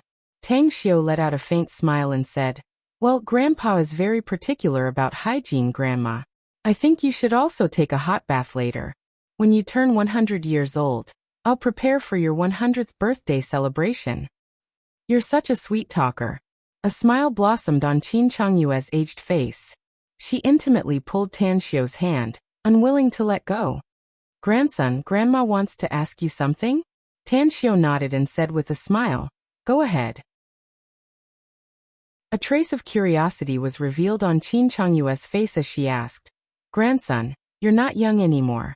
According to past habits, you should have already gotten married at your age, and some of your children are already old enough. What about you? Do you have a girlfriend now? Tan Xiao was at a loss whether he had to laugh or cry as he replied, Grandma, I'm only 20 years old, 21 years old. I'm still a few years away from the legal age for marriage. Moreover, I'm still studying at the university, and I have to focus on my studies. How can I have so much time to talk about love? Qin Changyue argued. Grandson, you can't say it like that. You just said that you have to focus on your studies when you're studying. Then how come I heard that you still have time to do business? It seems that your business is quite prosperous. Think about it, our Tang family has a big business, and we don't lack money the least. So why do you still work so hard to make money? I say, you should use your time to make money to have a girlfriend, and enjoy the youthful passion that young people should have. Isn't that good? Speaking up to hear, she hesitated for a moment, and then lowered her voice as she said again, Grandma is old. And I'm already an old woman who has already stepped into the yellow earth. Who knows when I'll pass away? Now, while Grandma's body is still healthy, you should find a girlfriend as soon as possible and get married as soon as possible. Give birth to a great-grandson for me. If you don't have time to take care of him, Grandma can raise my great-grandson to be white and fat. Cough, cough. Tan Xiu suddenly coughed a few times upon hearing his grandmother's words. He then helplessly said, Grandma, didn't I just say it? You can live to a ripe old age. Qin Changyue snappily scolded him with a smile. Brat, don't make trouble. Grandma is talking to you seriously. Tan Xiu helplessly said, All right. I know you're talking about a serious matter. How about this? I'll look around some other day and try to find a girlfriend for you. I'll strive to give birth to a bunch of great-grandchildren for you in a few years. Let me count with my fingers. A regular soccer team has 11 members, and the 10 fingers on my 2 hands are not enough. What should I do? Puffed. Qin Changyue was amused by Tan Xiu's words. Just as she was about to speak, she found her husband, Tang Guosheng, coming out of the bathroom. At this moment, she forcefully swallowed back her words as the smile on her face suddenly froze. Even though it was in the evening, she could still clearly see her husband's appearance under the illumination of the lights in the courtyard. Tan Xiu followed his grandmother's line of sight. When he saw Tang Guosheng's appearance, he immediately jumped up from the rocking chair and broke free from Qin Changyue's hand. He dashed to Tang Guosheng's front and circled him several times before sighing. The effect is really remarkable. Grandpa, I advise you not to go out in the next few days. Otherwise, many people won't be able to recognize you. After Tang Guosheng had just washed his body and looked at himself in the mirror, he was startled by his reflection. Originally, his face was full of wrinkles and even had a few age spots. But his reflection in the mirror had fewer wrinkles, and the age spots had also disappeared. The most important thing was that he seemed to have become 10 years younger all of a sudden. Moreover, there was another thing that made him blush. His little brother, which he hadn't felt for many years, actually had a faint sign of raising its head. After being aware of this situation, he awkwardly stayed in front of the mirror for a long time and didn't say a word. Tang Guosheng looked at Tan Xiu with a bit of excitement and said, Xiu, this body refining potion is really miraculous. Although it's hard to bear when I'm taking a bath, the effect is simply amazing. I feel that my strength has increased a lot. Even if my fist can't kill a cow, it should be no problem for me to kill a little sheep, right? Ha ha ha. After some time, when my strength becomes stronger, and I can get more cultivation resources, I'll help you refine a medicinal pill. At that time, even if it can't make you younger, it won't be a problem for you to live for 8 to 10 years. Tan Xiu said with a smile. A medicinal pill that can increase one's lifespan? Tang Guosheng stared blankly for a moment before his expression drastically changed, and he asked excitedly. Yes, it's indeed a medicinal pill that can increase one's lifespan. Tan Xiu nodded. Tang Guosheng excitedly rubbed his hands. He suddenly raised his head and said in a deep voice, Xiu, the fact that you can refine a medicinal pill that can increase one's lifespan must not be spread out easily. It will be of great use to me after you refine it. You mean, to use it like the body refining potion? Tan Xiu probed. With the body refining potion and the medicinal pill that can increase one's lifespan, I'm absolutely sure that our Tang family will become the biggest family in China in the next 20 years, said Tang Guosheng without hesitation. Perhaps you still can't understand it, Xiu. But let me tell you something. The more power one has, the more one is afraid of death. Which of the people standing at the top of the pyramid in our country isn't 60 or 70 years old? At that time, humph. If so, then I'll leave it to you, Grandpa. Tan Xiu clapped his hands and said with a smile. Medicinal pills are not a problem, though it's unlikely in the near future. But I'll definitely give you a batch after the new year. Tang Guosheng heavily nodded. The way he looked at Tan Xiu was as though he was looking at the most precious treasure in the world. Qin Changyue's eyes brightened as she listened to the conversation between the two of them. After asking for the specific reason, she hurriedly took the body-tempering potion and entered the bathroom. When she came out again, it was as if she had become a different person. It was as if she had suddenly become 10 years younger. Even her head of white hair had turned black. On this night, for Tang Guosheng and Qin Changyue, it was as though they were reborn. Their feelings for Tan Xiu had also reached the limit due to the changes in their bodies. For them, the most important person in the world was probably this grandson. Early the next morning, Tan Xiu, who had just returned from his morning exercise, saw several nannies gathering and whispering. With his keen hearing, he knew that they were talking about the changes in his grandfather and grandmother's appearance. He immediately felt happy inwardly. He really wanted to see how the other members of the Tang family would react when they saw his grandfather and grandmother. Sure enough, most of the members of the Tang family, who had received Tang Guosheng's call, came in a hurry. When they saw the changes of the old man and old lady, each and every one of them stared with their eyes wide open, and their jaws almost dropped. The third grandfather, Tang Guoshou, couldn't wait to ask for 2 drops of body-refining potion, and hurriedly went back to take a bath. At noon, Tan Xiu came to the Kanda Club according to the address given by Chu Yi. At the heavily guarded entrance of the Kanda Club, 8 security guards in black uniforms stopped Tan Xiu outside. "I'm sorry, we can't let you in unless you can take out your membership card," said a middle-aged security guard with a serious face. "My name is Tan Xiu. I just talked to Chu Yi on the phone. Didn't he tell you to let me in directly after I came?" Tan Xiu said. "Tan Xiu?" The middle-aged man was stunned. Suddenly, his complexion greatly changed. The solemn expression on his face disappeared in an instant, and was replaced by a bit of caution. He asked, "Are you Tan Xiu of the Tang family?" "That's right." Tan Xiu nodded. The middle-aged man immediately became very respectful, and there was even a bit of worship in his eyes. He said respectfully, "Young Master Tang, although young Master Chu didn't order us, our boss personally ordered us to invite you in as soon as you arrived. Our boss is now waiting for you in the leisure hall in Zone A." "Who's your boss?" Tan Xiu was confused. "I'm really sorry. Quiet Night has to go to Japan tomorrow to participate in a salon that will sweep Dongjing. So Quiet Night can only maintain a minimum of 2 chapters a day for the next week. I'll try my best to break through after I come back from Japan." Chapter 592. After returning from the immortal world, Tan Xiu was very indifferent to his feelings. Although having sex was a matter of course, he was particularly cautious in this regard. It wasn't that he didn't want to have sex, but the pain of the past had yet to be completely healed. Nowadays, there were a lot of outstanding girls around him, many of whom he had a good impression of. But before the scar in his heart was healed, he didn't want to repeat the same mistake again. He couldn't bear a trace of emotional betrayal. He and Mu Weining were only a fake couple in name, whether it was a freak accident or a fool's errand. Perhaps Mu Weining's problem would be known by her family, but he believed that this problem could be solved as long as he explained it well. Facing these strange faces in front of him, he didn't bother to explain again. He casually said some perfunctory words, and then pulled Bai Tao to leave the bowling alley. "Brother Tan Xiu, shouldn't you be happy to have such a stunning beauty like Mu Weining as your girlfriend?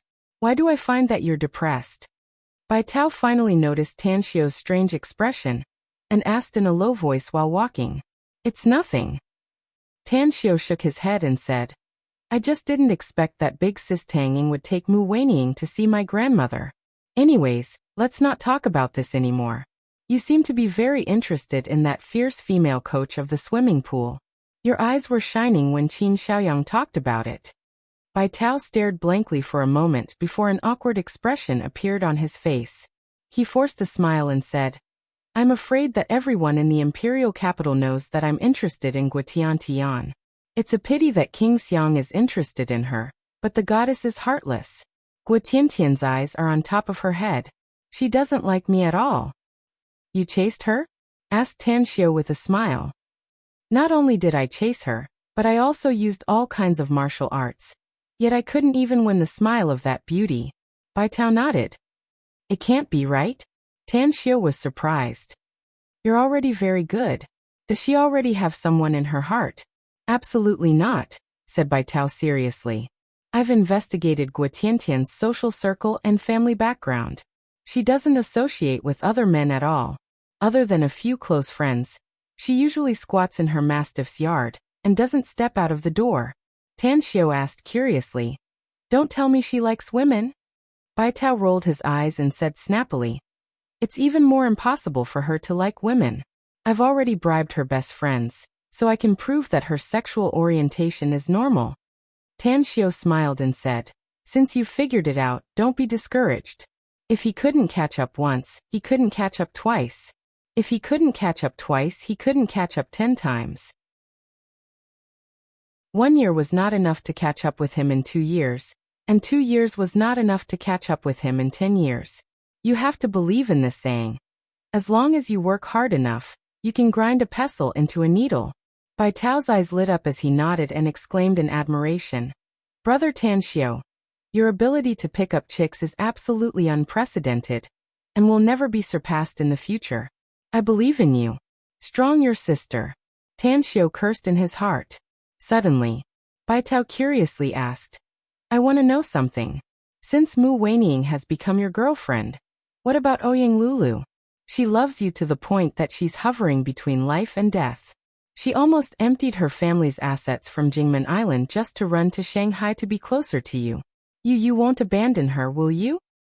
"I say, Bai Tao, can't we talk about other things besides women?" Tan Xiao said helplessly. "Do you still want to see the lover of your dreams? If not, then I'll go back to the bowling alley and accompany them to play, okay?" No. I won't mention it." Bai Tao grinned and pulled Tan Xiao. After Tang Xiao followed Bai Tao to the swimming pool, he saw that there were only 3 girls in swimsuits swimming in the spacious swimming pool. Tan Xiao stopped at the entrance and looked at Bai Tao with an excited smile as he quickly walked inside. Hua! Water splashed everywhere as a streamlined girl with well-developed muscles appeared. Her appearance was very ordinary, but she was also very pleasing to look at. She held the handrail and climbed up to the shore. Tan Xiao watched Bai Tao approach her with a flattering smile, and then quietly turned away. He didn't leave directly since he still had to discuss the cooperation with Qin Xiaoyang and Chu Yi. Instead, he returned to the leisure hall and asked the waiter to brew a pot of tea for him. He then sat alone in the rest area and sipped the tea while reading the fashion magazines on the bookshelf. At the Tang family's ancestral residence. It was Mu Weining's first time coming here. Her expression was a bit perturbed as she followed Tang Ying to the entrance. Her footsteps were getting slower and slower before she finally came to a complete stop. "Weining, what's wrong with you?" Tang Ying sensed Mu Weining's abnormality and turned around to ask. "Sister Ying, let's just forget it," Mu Weining whispered. "Tan Xiao and I." Tang Ying grabbed Mu Weining's wrist and pulled her inside while saying with a smile, "Don't worry, Weining. An ugly daughter-in-law will have to see her parents-in-law sooner or later. Besides, not only are you not ugly, but you're also hailed as the first beauty in the imperial capital. I'm sure Grandma will like you. Don't worry. My uncle and aunt are in Star City. You can go with Tan Xiao when you see them." Mu Weining wanted to tell Tang Ying that the relationship between her and Tan Xiao was not what everyone imagined. But when the words were on the tip of her tongue, it was somewhat difficult for her to say it. She braced herself and was pulled into the Tang family's ancestral residence as she bumped into Tang Min, who just came out from the inside. "Auntie," Tang Ying called out with a smile. Tang Min gently nodded. Her eyes then fell on Mu Weining as she said with a smile, "You must be the Mu family's little princess, right? You're really like the rumors say, the first beauty in the imperial capital." Mu Weining blushed and hurriedly lowered her head. "Auntie, letting the first beauty in the imperial capital be your niece-in-law. You shouldn't have any objection, right? But I don't think you can stop it even if you have any objection." "Niece-in-law." Tang Min blinked and looked at Mu Weining again. Finally, she nodded with satisfaction and said, "Little Ning, you're good. You can even." "You're mistaken, Auntie," said Tang Ying quickly. "She's not my big brother's girlfriend, but Tan Xiao's. Hasn't Grandma been nagging all day, hoping that Tan Xiao will bring her a granddaughter-in-law? It took me a lot of effort to drag Weining here today." Tang Min stared blankly for a moment, and immediately looked surprised. Even the way she looked at Mu Weining at this moment was different. It was exceptionally cordial. "You're Weining, right? I never thought that my precious nephew would be so amazing. To think that he can find such a beautiful little girlfriend like you. Let's go. I was planning to go out to do something, but since you're here, I'll put it aside no matter how big it is. Let's go. I'll take you inside. I'm sure my mom will be very happy. Mu Weining was shaken after hearing it. She subconsciously turned her head and glanced back. She found that Tan Xiao didn't chase after her. She immediately looked forward to it, but was also somewhat worried. Recently, she and Tan Xiao had a very close relationship. She was the one who took the initiative. She couldn't figure out Tan Xiao's real thoughts. If Tan Xiao got angry because of this matter, then in the backyard, Qin Changyue was sweeping the yard with a broom. Because her body suddenly became stronger, she looked like she was more than 10 years younger. This made her feel very relaxed while sweeping the yard, and her mood was especially good. Mom, look who Littling brought. Tangmin grabbed Mu Weining's slender hand and came to the backyard. She then said with a smile. Qin Changyue straightened her body and carefully looked at Mu Weining. Then she hesitantly said, "This girl is..." "Hello, Grandma," called Mu Weining hurriedly. "She's Mu Weining, Mom," said Tangmin with a smile. "She's the little princess of the Mu family. Most importantly, she's also the girlfriend of your precious grandson, Tan Xiao." What? Qin Changyue stared blankly for a moment before a pleasantly surprised look appeared on her face. She quickly put the broom aside and walked a few steps to Mu Weining's front. She observed her from head to toe a few times and then repeatedly nodded with a smile on her face, saying, "Good, good, good. You're a very beautiful girl with a very good temperament. My precious grandson is really good. He can even find such an excellent girlfriend. 1. Weining, right? Quickly come inside with Grandma." Mu Weining could sense the joy in Qin Changyue's heart after Tangmin said that she was Tan Xiao's girlfriend. Instantly, her restless heart eased a little. "Grandma, I delayed the work that my father gave me to bring you here," Tanging said with a smile. "You must protect me if he blames me," Qin Changyue happily said. "If your father dares to blame you, I'll fix him. Little Ing, you did a great job. Grandma is really happy." The last trace of worry in Tang Ying's heart vanished after hearing it. She happily said, "It's good that you're satisfied, Grandma. In order to bring Weining over, I spent a lot of effort. Tan Xiao was supposed to come back with us, but he has some important things to discuss with his friends, so he asked me to bring Weining back first." Qin Changyue excitedly nodded and praised Tang Ying a few times. She then held Mu Weining's hand and went inside the house. Mu Weining was a bit overwhelmed by her amiable appearance. Tangmin was also greatly infected by her mother's happy expression. It was said that 3 women were like a drama. The 3 generations of the Tang family and Mu Weining got along with each other with their greatest enthusiasm, which made Mu Weining feel a bit guilty. After tangling in her heart for a long time, Mu Weining finally took advantage of the time when Tangmin and Tanging went out. She didn't answer Qin Changyue's inquiry about her family for the time being, and instead said with an apologetic expression, "Grandma, Big Sis Tanging and I are actually not Tan Xiao's boyfriend and girlfriend." "What?" The smile on Qin Changyue's face froze and her eyes turned a bit sluggish. "As a matter of fact, Tang Xiao and I aren't really a couple," said Mu Weining quickly. "We pretended to be a couple in front of outsiders because Tang Xiao wanted to help me and prevent other boys from harassing me. I'm really sorry, Grandma. I didn't mean it. Big Sis Tanging misunderstood me and Auntie Tang was so enthusiastic, so Qin Changyue finally came back to her senses. After hesitating for a moment, she squinted her eyes and asked, "Then tell me, do you like our family's Xiao?" Chapter 593. Facing Qin Changyue's inquiry, Mu Weining was flustered. Not only did she like Tan Xiao, but it was also not an exaggeration to say that she loved him. Yet, she wanted to confide her heart to Tan Xiao's grandmother. Her inner modesty made her embarrassed and blushed. Mu Weining opened her mouth, but her words seemed to be stuck in her throat. Qin Changyue's expression was very serious. Looking at Mu Weining's appearance, she spoke in a sincere and heartfelt tone. "Weining, it's true that a girl should be reserved. But if you delay your marriage because of this, then the gains will outweigh the losses. If you like our family's Xiao, Then tell Grandma seriously. Grandma believes that he is not a heartless child. Mu Weining recalled that Tan Xiao had so many confidants and competitors. Suddenly, courage rose inside her heart as she gently nodded and said, I like him. Qin Changyue's serious expression melted as a smile climbed up on her obviously younger face. She pulled Mu Weining's hand and said with satisfaction, It's good that you like him. Grandma will give you justice. If that stinky brat dares to bully you, I won't spare him. Mu Weining was somewhat moved inside, but she still said, Thank you, Grandma. But I don't want to force Tan Xiao and me. He's still a freshman and it's still too early. We'll get along slowly, and I'll fight for it with my own efforts. Grandma, don't give him pressure. Qin Changyue's eyes lit up. Mu Weining's words made her have a whole new level of respect for this girl. She nodded and said with a smile, Don't worry. Grandma won't give him pressure, but Grandma can't just stand by and watch. Grandma knows what to do. In the evening, Tan Xiao returned to the Tang family's ancestral residence.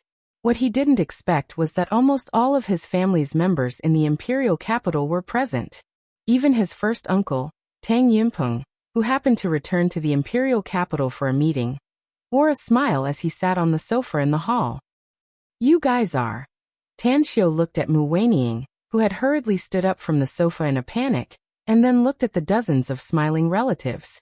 The bad feeling in his heart grew stronger. A smile blossomed on Qin Changyue's face. She waved her hand toward Tan Xiao and said, Good grandson, come to Grandma. Tan Xiao walked over and asked, Grandma, did something happen at home? Why are so many people here today? Qin Changyue said with a smile, My good grandson, Grandma heard that you exposed that Weining is your girlfriend in that club today? Me. Although Tan Xiao had guessed that everyone was here because of Mu Weining, he was not the one who exposed himself. It was clear that Mu Weining was the one who called him that, which caused everyone to misunderstand. He wanted to explain, but he was afraid that Mu Weining would feel awkward, so he said with a wry smile, Grandma, there's no need to hold a meeting with great fanfare regarding the emotional issues of us juniors, right? Qin Changyue said, Silly child. We as the elders must pay attention to the emotional issues of the juniors. What kind of wife you will marry in the future is related to the face of our Tang family.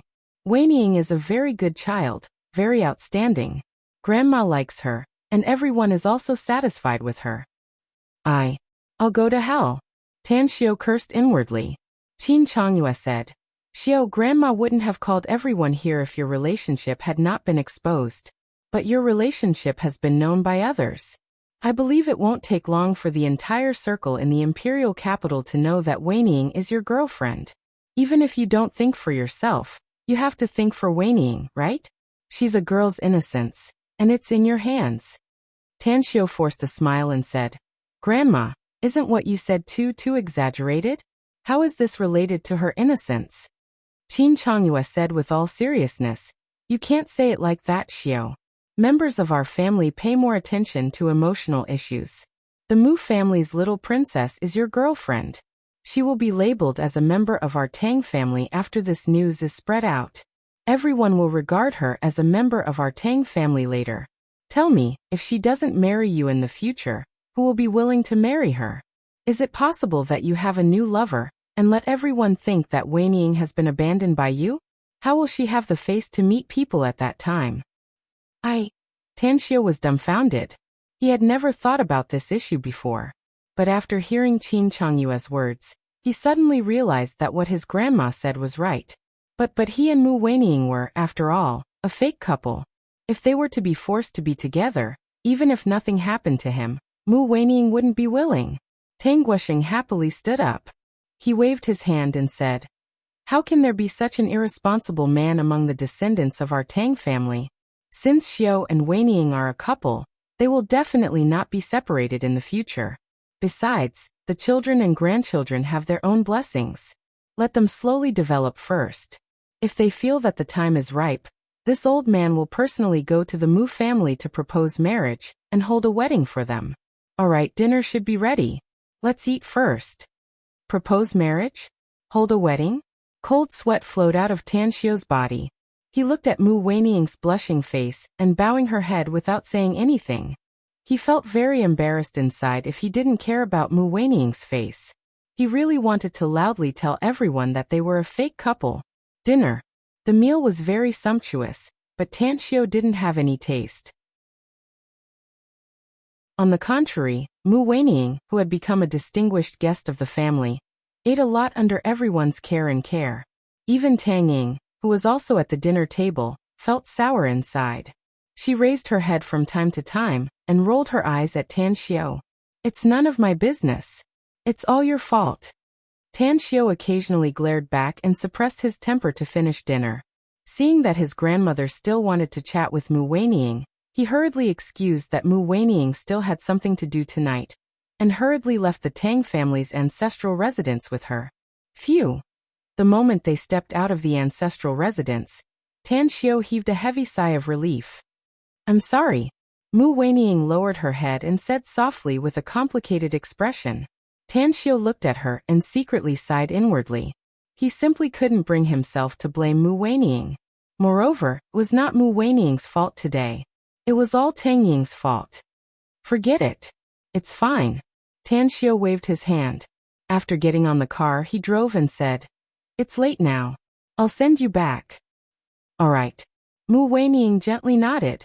Oriental Rose Garden, an upscale residential area in the imperial capital. Following Mu Weiniang's instructions, Tan Xiu parked the car in the underground garage. He didn't rush to talk but opened the window, took out a cigarette and lit it up. After taking 2 deep puffs, he then said, "Weiniang, my situation is very complicated. I was hurt because of a relationship issue, and I've never thought about starting a new relationship before the wound completely healed. It's a freak combination of factors that led to the current situation between us. I apologize if it affects your reputation." Mu Weiniang was shocked. Although she had guessed that Tan Xiu had a relationship issue before, she didn't expect that he was really hurt. She couldn't figure out which blind woman had the heart to hurt such an outstanding man. "Tan Xiu, I should be the one apologizing. If it weren't for me, today wouldn't have." Tan Xiu waved his hand to interrupt Mu Weiniang and said, "It doesn't matter. We're fake lovers, after all, so it's understandable for you to call me that. Since they misunderstood me, then let them misunderstand me. In any case, I won't consider any relationship issue in the next few years. If you don't want to fall in love for the time being, then let's go back to normal. Don't let other people's misunderstandings affect our relationship." Mu Weiniang was a bit disappointed, but she forced a smile and said, "All right." Tan Xiu didn't notice Mu Weiniang's expression and said, "Today's matter will definitely be spread to your family. If they ask about it, explain if you want to and call me if you don't. I know that the news of our relationship will definitely affect your reputation in the future. Let's wait for a few years. If you still haven't found the man you like after a few years, then we'll make do and get married first." Mu Weiniang stared blankly at Tan Xiu. After a long silence, she firmly said, "If you haven't married by then, I'll definitely marry you." "What?" Tan Xiu was stunned. "I don't know who hurt you so deeply, but I'm willing to use my love for you to heal the wound in your heart," said Mu Weiniang softly. "I believe I can do it." "You?" Tan Xiu was dumbfounded and tongue-tied. Mu Weiniang forced a smile and said, "I can't help it. I think I've fallen in love with you. Although I want to be reserved, I really want you to spill your heart first. But I'm afraid I'll never be able to wait. You're too outstanding, and there are too many outstanding girls around you. As a matter of fact, I've already explained to Grandma today that we're just a fake couple." "But she..." Tan Xiu fell into silence. Had it not been for Xue Qingqing and his 10,000 years of experience in the immortal world, he might have been attracted to Mu Weiniang and fell deeply in love with her. But now his heart was hurt, and he didn't dare and didn't want to throw his feelings too early. He might not have seriously thought about the relationship issue before, but now he had to think about it. But just as he began to think about it, he felt a bit depressed. Not to mention Han Qinggu, who was Xue Qingqing in his previous life, Ouyang Lulu, who desperately chased after him, and Kong Xia, who gave her body to him. He was somewhat at a loss. Now that Mu Weiniang was added, Tan Xiu's heart was in a mess. Go back and rest early. As the second cigarette burned out, Tan Xiu turned to look at Mu Weining. Mu Weining hesitated for a moment and said, "Do you want to go up and sit? I live here alone." "No, I won't go up." Tan Xiu shook his head and said, "I want to go back to Star City tonight. There are some things in the magnificent Tang Corporation that I need to deal with." "All right. Be careful on the road." Mu Weining's eyes turned dark and she nodded without a word. Chapter 594. Tan Xiu originally wanted to stay in the imperial capital for a few more days and wait for the Virus Research Institute to confirm that the infectious disease problem had been completely solved before returning to Star City. However, due to the misunderstanding from his clansmen, and the fact that he was too lazy to explain, he finally decided to leave tonight. After making a few phone calls, Tan Xiu drove back to Star City overnight. What made him speechless was that just as he arrived at Southgate Town, he found that his parents had yet to rest and were chatting in the living room in pajamas. "Son, you're in love?" It was 2 o'clock in the morning. Yet Su Lingyun didn't have the slightest sleepiness as she greeted him with a face full of joy. Scratching the back of his head, Tan Xiu said with a helpless expression, "Isn't this news spreading too fast? Mom, Mu Weining and I are only nominal boyfriend and girlfriend, a fake couple. There are too many boys pursuing her, and there are also a lot of girls pursuing your son. Therefore, the two of us came up with a plan to pretend to be a couple to block those pursuers." Fake couple? Su Lingyun and Tang Yunda were confused by the news. The couple didn't sleep in the middle of the night, because they knew that their son had come back from the imperial capital. They were looking forward to the news, but they didn't expect that they would get such fake news. In a flash, Su Lingyun was like a deflated balloon as she sat back on the sofa listlessly. She yawned and said, "Son, I heard that the girl named Mu Weining is a good girl. If you work hard, it's possible to turn fake into real. Anyways, I'm a bit sleepy, so I'm going to sleep." Tang Yunda gave Tan Xiu a pondering look before he shook his head and walked toward the room. Turning fake into real? Tan Xiu looked at his parents' backs as they left. His heart was filled with a depressed mood. After returning to the second floor, Tan Xiu took a shower, changed into a new set of pajamas, and comfortably went to bed. A few hours later, Tan Xiu woke up from his sleep. He was in high spirits after washing his face and rinsing his mouth, and then began to cultivate. He had now cultivated to the peak of the viscera transformation stage. His 5 viscera and 6 bowels had been tempered, and their strength was thousands of times stronger than that of ordinary people. He was only one step away from reaching the stage of moving his qi and blood. Only when he reached the realm of moving his qi and blood could he easily use more advanced spells. However, he also knew that it was better to be anxious than to eat hot tofu. Reaching his current cultivation level was already the result of obtaining too many fortuitous encounters. If he wanted to break through again in the future, it would probably be very difficult. It would be very difficult to achieve it without a few years. However, he wasn't in a hurry. A tall building starts from the ground.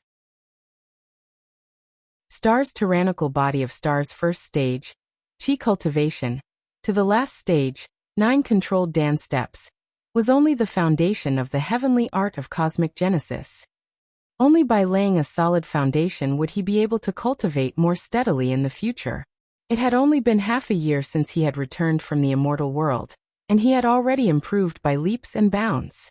Therefore, in the future, if there was no great opportunity, even if he could break through, he would have to suppress his progress. Phew! Exhaling a mouthful of turbid air, Tan Xiu opened his eyes slowly. Although Southgate Town had a beautiful environment, it was still considered as a city after all, let alone being compared to Nine Dragons Island. Even Walled Hill Village couldn't be compared to the spiritual qi concentration here. Without the rich spiritual qi as a medium, his absorption speed of the star's power had weakened a bit. Tan Xiu got out of bed and opened the curtains, only to find that it was unexpectedly snowing heavily outside. Although Star City wasn't in the south, it didn't belong to the north either. Every year, only during the new year, there would be a light snow. Unexpectedly, it was still a few days away from the new year, yet it was already snowing. What's more, it was the feather-sized snow that was rarely seen in Star City. The outside world was wrapped in silver. Even the proudly blooming winter plum blossoms were covered by the pure white snow. Through the misty snowflakes, there were almost no residents moving around. Only a lot of security guards and property management personnel were sweeping the snow on the concrete road of the villa complex. Long Shuiyao? Tan Xiu's eyes stayed on the tall girl. He suddenly remembered that he had promised to treat her to a meal, to express his gratitude for helping him get his driver's license. But it had been a long time, and he still hadn't fulfilled his promise. A few minutes later, Tan Xiu neatly dressed himself. In order to not attract attention, he wore a down jacket that his mother had bought for him, and then walked outside. Back in the immortal world, Tan Xiu had seen the world of ice and snow, so he didn't care about this feather-sized snow. After greeting a lot of familiar security guards, Tan Xiu came in front of Long Shuiyao. He looked at her shoveling the snow and said with a smile, "Let me help you." Long Shuiyao straightened her head. When she saw Tan Xiu, she immediately said with a smile, "Mr. Tang, you're a busy man. I haven't seen you for a long time. Did you just come back from college?" Tan Xiu took the shovel in her hand and nodded with a smile. "I just returned to Star City last night. I didn't expect to find heavy snow today." Long Shuiyao said with a smile, "It's really a coincidence that you came back. If the snow had blocked the road, I'm afraid it wouldn't have been easy for you to come back." "Indeed," Tan Xiu said with a smile. "Ah, that's right. Do you have time at noon? I'll treat you to a meal." Long Shuiyao stared blankly for a moment before she immediately laughed and said, "Why did you suddenly think of treating me to a meal?" While shoveling the snow, Tan Xiu said, "About the driver's license issue, I said I would treat you to a meal, but it was delayed because of some things. It just so happens that I received a call from Long Zhengyu on the way back yesterday. He learned that I was coming back and called me to have a meal. Let's go together." Long Shuiyao shook her head and said with a shallow smile, "Don't worry about the driver's license issue. The reason why it went so smoothly was not all my credit.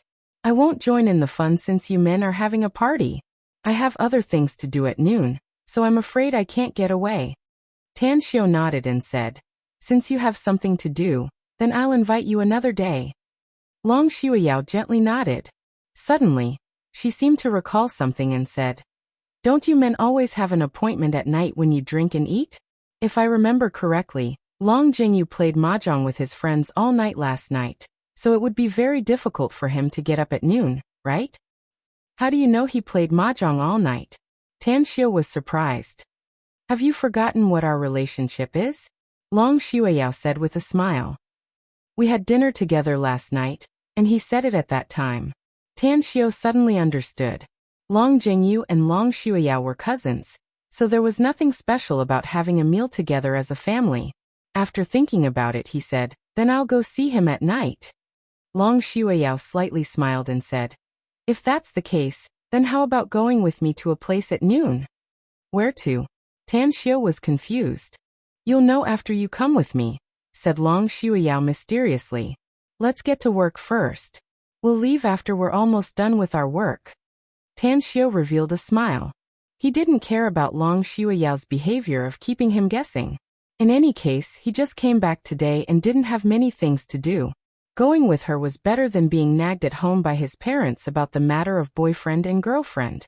An hour later, the snow was a bit lighter. Tan Xiu returned home and had breakfast. He then read books in the study room for more than 2 hours before he received a call from Long Shuiyao. Compared with the desolation in the morning, the villa area was now a lot more lively. Many young children, accompanied by their parents, were making snowmen and having a snowball fight. They were having a lot of fun. "It's only 10 o'clock. Why are you going so early?" Tan Xiu came to the front of the property management center and looked at Long Shuiyao, who was standing in front of an off-road vehicle. "I still need to buy some things," said Long Shuiyao with a slight nod.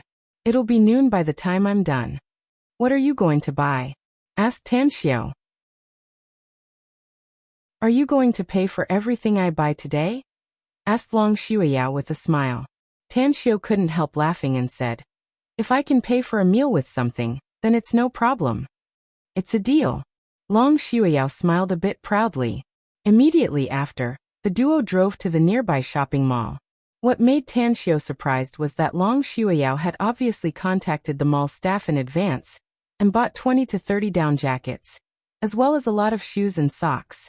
From these things, it could be seen that they were worn by children less than 10 years old. Long Shuiyao, are we going to the orphanage? With the help of the mall's staff, the duo finally moved all the things to the car. As soon as the car started, Tan Xiao asked. I knew I couldn't hide it from you, said Long Shuiyao with a smile. That's right, we're going to the orphanage. Moreover, it's the worst one in Star City. Tan Xiao nodded without a word. Going to the orphanage to do good deeds was something he was quite supportive of. Many children who had lost their loved ones were very pitiful. If the orphanage's living security was poor, they would suffer the most during the winter months. At the Blue Star Orphanage, there was a dilapidated orphanage in the suburbs of Star City. There were a total of 6 staff members, including the dean. The dean had fallen a few years ago, resulting in a broken leg and becoming a cripple. The other 5 were responsible for grocery shopping, cooking, and daily living. As for the orphanage, there were 32 children who had been adopted. Among them, there were 4 who were less than a year old. Snowflakes were falling at the orphanage's entrance. Next to the rusty signboard, the dean Wu Xiufen, who had a lame leg, was holding a broken umbrella and waiting. She had received a call from Long Shuiyao yesterday, so she had been coming to the entrance since the morning. She had come out more than a dozen times in the morning, and had been waiting for more than half an hour. Creak.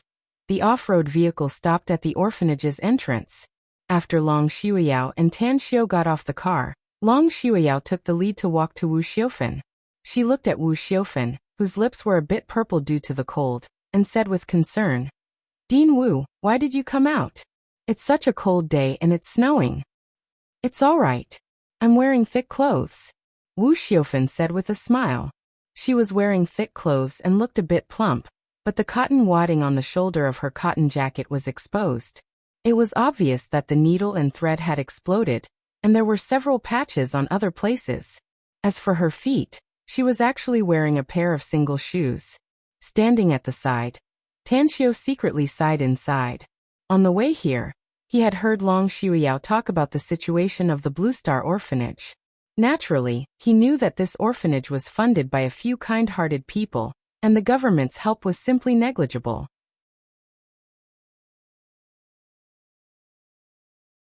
Chapter 595. Following Long Shuiyao's introduction, Tan Xiao and Wu Xiufen simply got acquainted. Then he sat in the driver's seat and watched the two enter the orphanage. Only then did he start the car and slowly drive in. The Blue Star Welfare House was very dilapidated, and its basic facilities were not perfect. Although there were several swings in the big courtyard, they could only be provided for children to play. Newspapers were pasted on the windows of many rooms in the 2-story building, and 2 windows were covered with plastic sheets. Tan Xiao's eyes suddenly narrowed. He was keenly aware that in the corridor downstairs, a boy holding a small wooden stick was standing quietly next to the cement pillar. He seemed to be looking at the world of fluttering snow outside, but his eyes were devoid of spirit. His face was frostbitten and red with some bloodstains. His little hand, which was not holding anything, was stretched out as if to catch the falling snowflakes from the sky. Tan Xiao parked the off-road vehicle in front of the building. He didn't immediately help Long Shuiyao and Dean Wu move their things, but walked toward the little boy instead. Who are you? The little boy didn't look back and didn't even move his neck. Tan Xiao slightly furrowed his brows and said, You can't see. The little boy smiled. The smile on his frostbitten little face was very full as he said, Who said I can't see? I know that it's snowing now, and I also know that you came to me. That's right, there was a car sound just now. It seems that Aunt Shuiyao drove this car before. The sound is similar to the last time. Did you come with Aunt Shuiyao? Tan Xiao nodded. He suddenly remembered the little boy's situation and quickly said, Yes, I came with your Aunt Shuiyao. We bought some clothes and daily necessities, and came over to give them to you. Little guy, aren't you cold here? Do you want to go back inside? The little boy shook his head and said, It's quite cold here, but I want to sober up. What? Tan Xiao was confused by the little boy's words. Sober up? What does he mean? Tan Xiu voiced the question in his heart. But the boy did not rush to answer him. Instead, he walked out of the corridor with the wooden stick and came to the snowy courtyard. He opened his arms and took 2 deep breaths. Then he said aloud, "My mother once told me that you don't need to use your eyes to see many things. You can see them with your heart. When I am calm, my heart will be calm. When I am calm, I can see the sky, people, and other things. Just like this snow, if others can see it, I can also see it." Saying that, he gently lifted the wooden stick. Although his hand was trembling in the cold weather, the other end of the stick was very stable. This unscientific behavior made Tan Xiu's pupils suddenly contract. He clearly saw the little boy use the tip of the wooden stick to easily catch the biggest snowflake in front of him. That's right. It was the biggest. Tan Xiu's eyesight was sharp, and he could tell with a glance. "What's your name?" The boy said. "You can call me Little Blind. That's what they call me." Tan Xiu was silent for a moment, and then asked again, "How old are you?"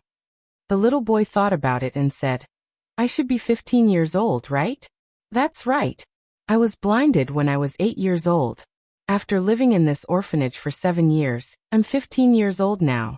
15 years old? Are you kidding me? Tan Xiu looked at the little boy who looked like he was 7 or 8 years old.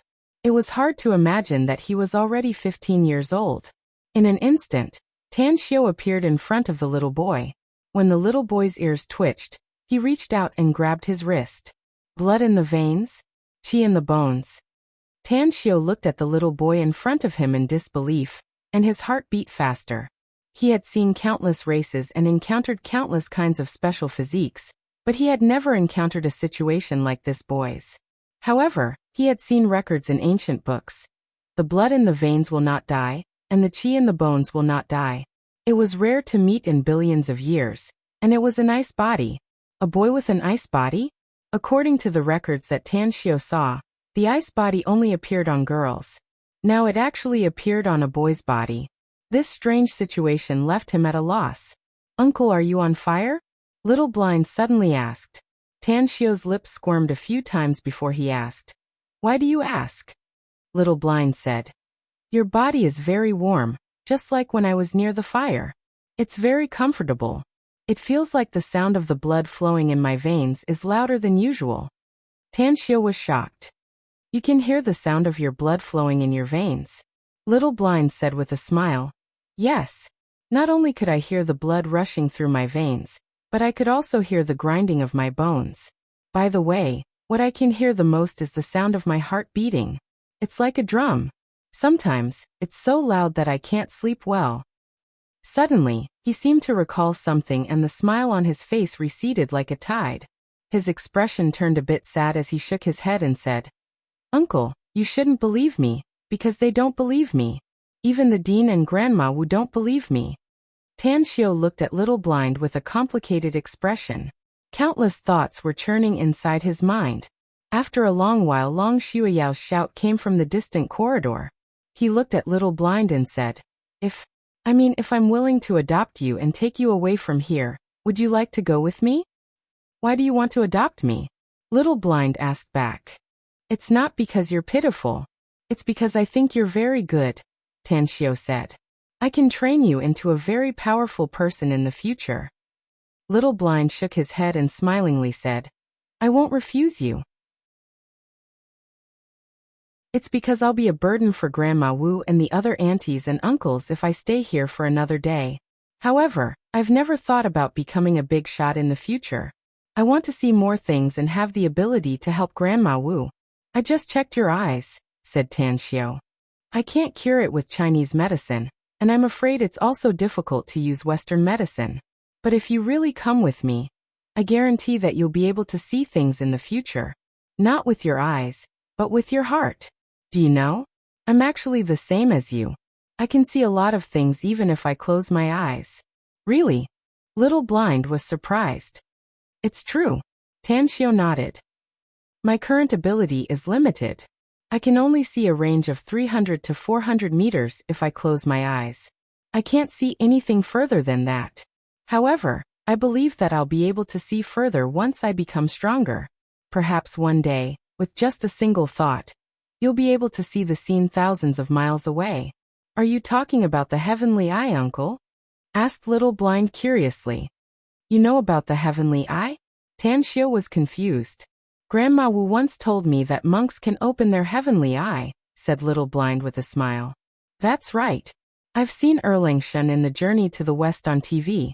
He can open his heavenly eye, the third eye. Tan Xiu couldn't help laughing. He didn't explain but directly picked him up. While walking inside, he smilingly said, I can make you see more and further than opening your heavenly eye in the future. Uncle, don't look at me just because I'm young. I'm already 15 years old. You don't have to coax me with such childish words. Ah, I can smell Auntie Xueyao's scent. She's right in front of me. Long Xueyao indeed appeared in front of Tan Xiu and Little Blind. Her eyes were a bit complicated, with sympathy, pity, and a bit of worry. She raised her hand and gently stroked Little Blind's head, saying, Little Henin, are you being disobedient again? It's such a cold day and everyone else is warm inside. Why did you come out? Look at your little face. It's frozen. Auntie Xueyao. Little Blind laughed. I'll get frostbite, but I won't get sick. Did you forget that I slept in the snow for a night and didn't get sick the next day? You little guy, you're getting more and more disobedient, said Long Xueyao snappily. Auntie Xueyao won't come to see you anymore if you dare to run out again. Little Blind pointed to Tan Xiu and said, Auntie Xueyao, this uncle said he wants to adopt me. Long Xueyao stared blankly and quickly looked at Tan Xiu with an inquiring look. He and I hit it off very well, and I like him very much, said Tan Xiu. Since he'll become a burden for everyone in the orphanage, then let me take him away. Also, I'll donate 2 million yuan to the Blue Star Orphanage. I'll find a construction team to help the orphanage repair the houses and buy a batch of daily necessities, desks, chairs, and books at the beginning of next spring. Also, I'll find a way to find some teachers to come and teach these children. Really? Long Xueyao was pleasantly surprised. A monarch never goes back on his words, said Tan Xiu. Pfft. Long Xueyao couldn't help but laugh and said with a smile, Do you really think you're an emperor? But I'll remember your words. If you don't do it, I'll ridicule you when I see you in the future. Tan Xiu let out a faint smile. He felt that he should do more. Suddenly, a bright smiling face appeared in his mind. Tian Xiaoming? After putting Little Blind down, Tan Xiu took out his mobile and dialed the number of Li Hongji, the president of Star City Chinese Medical Hospital. After his call was connected, he directly said, President Li, during the National Day holiday, when I was giving medical services in Star City Chinese Medical Hospital, a girl secretly uploaded a video of me giving medical services to the internet. Her name is Tian Xiaoming, and she seems to be a network anchor. Can you help me find out how to contact her? No problem. Just wait for my good news, said Li Hongji with a smile. That's right, you should have returned to Star City, right? When will you come to the hospital again? In a few days, said Tan Xiu. But don't disclose the news that I'm going to give medical services, lest the situation during the National Day occurs again. All right, Li Hongji readily agreed. After hanging up the phone, Tang Xiu looked at President Wu, who was limping out of the room again. He knew what he had to do. Although he couldn't do much, he was willing to do what he could as long as it was within his ability.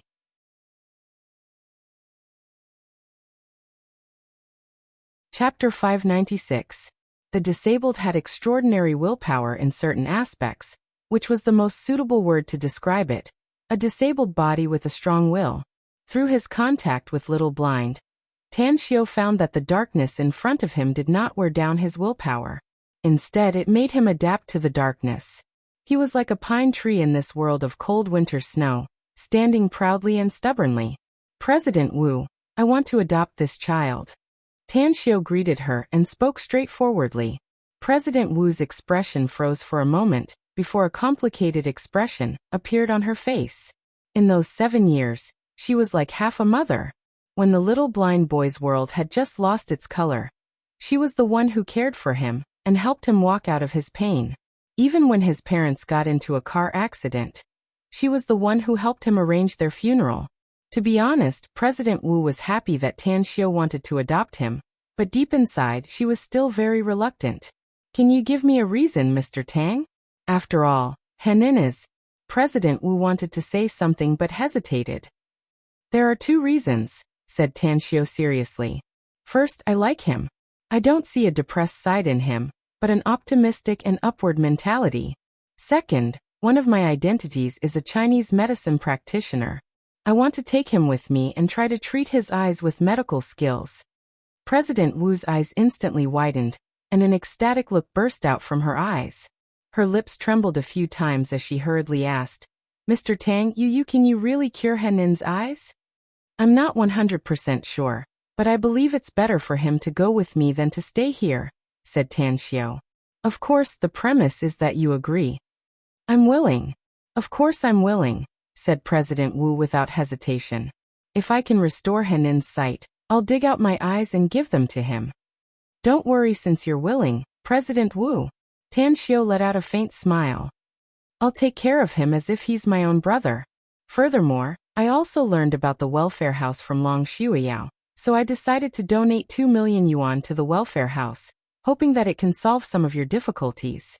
In addition, when the weather warms up next spring, I will find a construction team to help renovate the orphanage. I will also find some teachers for the children to teach them cultural knowledge. Director Wu's body froze. She couldn't believe her ears.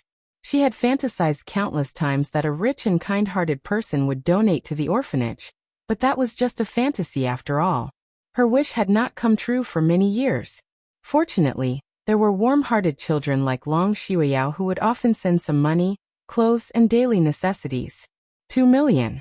If the orphanage had 2 million, the living conditions of the children would definitely be greatly improved. At the very least, they would no longer have to wear patched clothes, eat meat every 2 days, and burn charcoal stoves in the cold winter. Thank you, Mr. Tang. Director Wu wiped the tears from the corner of his eyes and bent down with the help of his walking stick. Tan Xiu hurriedly supported her and said, Dean Wu, there was a time when there was a great flood. The phrase I heard the most was, when one side is in trouble, help comes from all sides. What I have done is within my power to do. You don't need to thank me. It's just a token of my appreciation for the children here. It was a snowy day in the 12th lunar month, yet Director Wu's heart was warm. Tan Xiu's words touched her heart. Just when she called Tan Xiu and Long Shuiyao to go to the house, Tan Xiu received a call from Li Hongji and gave Tan Xiu Tian Xiaoming's cell number. Long Shuiyao, you go to the house with Director Wu first. I'll make a phone call. Tan Xiu ordered as he turned around and walked to the side. Star City, Fame Grand Garden District. Wearing cartoon pajamas, Tian Xiaoming was bored and sitting on the balcony of her home. As the hanging basket constantly swayed, her eyes looked at the falling snowflakes outside with a faint expectation. Ever since she reported on Tan Xiu's matter, she had become a popular anchor on the broadcasting platform. Her die-hard fans alone had more than 100,000. And there were hundreds of thousands of fans in the broadcasting room every day. It could be said that, after that incident, she gained both fame and fortune. However, there were still some disadvantages. For example, she often met fans in real life. Whenever she appeared in public, some fans would ask her for an autograph. Alas, it's not easy to be a star. Even if I want to go out and play in the snow, I'm afraid of attracting attention. Most of the people in this community already know me. Should I discuss with my parents and buy a house somewhere else? Tian Xiaoming propped up her chin and thought, I'm a star. I'm a big star. The ringtone of her mobile phone suddenly sounded, startling her. She hurriedly picked up the phone and looked at the number displayed on the screen. It was an unfamiliar number from the city. Hello, I'm Tian Xiaoming. I'm Tan Xiu. Can I ask you for a favor? Tan Xiu? I don't know. You're calling the wrong number. What did you say? What's your name? Tian Xiaoming just wanted to say that she didn't know. Suddenly, a handsome face appeared in her mind, and she immediately exclaimed, Tan Xiu. The voice from the phone came again. Tian Xiaoming jumped down from the hanging basket. Her eyes sparkled with excitement as she hurriedly asked, Are you the young divine doctor of Star City Chinese Medical Hospital? Divine Dr. Tan? Yes, it's me, Tan Xiao said with a smile. Tian Xiaoming was so excited that her speech was somewhat incoherent. She said, Divine Dr. Tang, you hello. I'm your loyal little fan. You can call me Little Meng Meng. I'm very excited. Am I dreaming? How can I receive a call from my number one idol? Tian Xiaoming, let's not joke around first. Tan Xiao said with a smile. The reason I called you this time is that I need your help with something. I don't know if you have time now. Tian Xiaoming suppressed the excitement inside her and immediately said, I have time. Idol, you're looking for me. Even if I don't have time, I still have to squeeze some time. Tell me, what do you want me to do? I'm willing to do it. Actually, it's like this. Tan Xiao said with a smile. I'm now in an orphanage in Star City. The conditions here are very poor and the society rarely pays attention to it. I think you're a live streamer, so I'm wondering if you can come here? It's best if you can do a live broadcast in this orphanage and tell the general public about the situation here.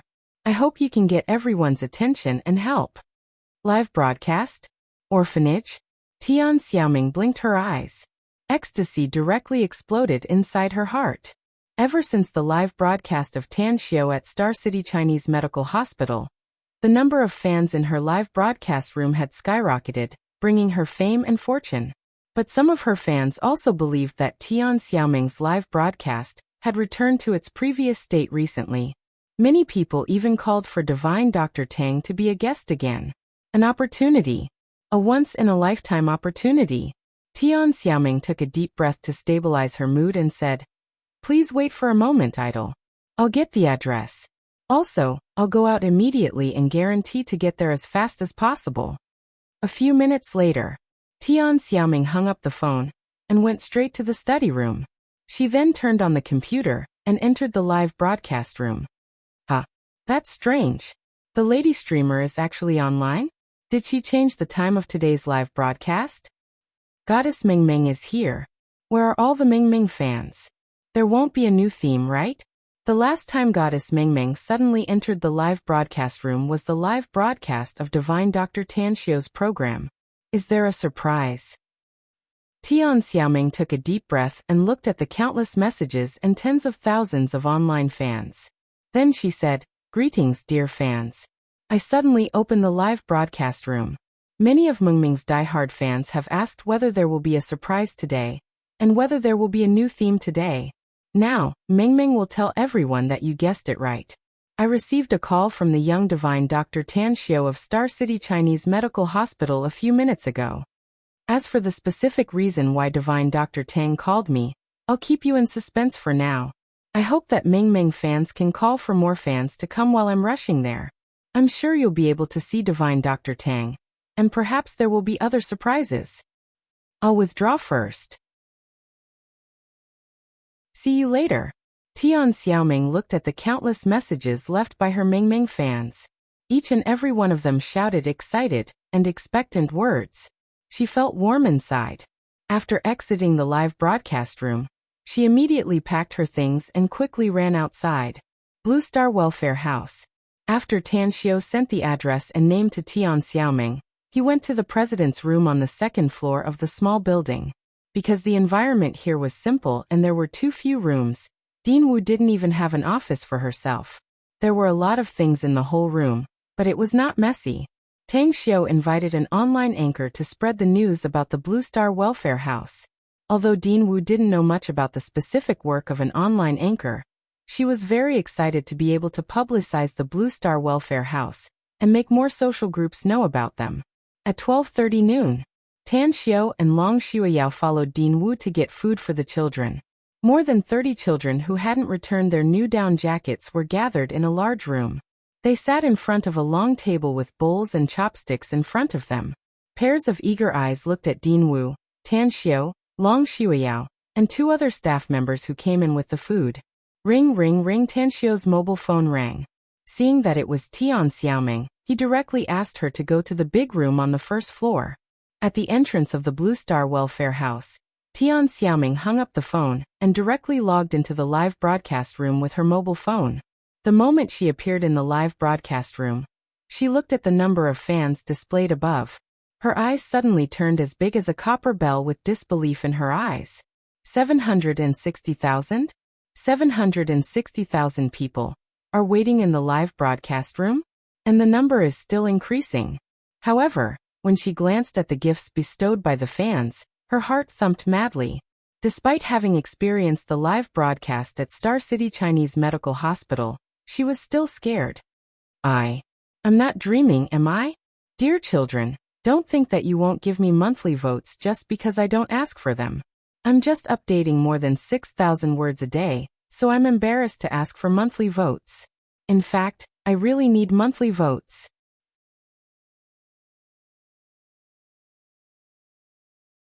Chapter 597.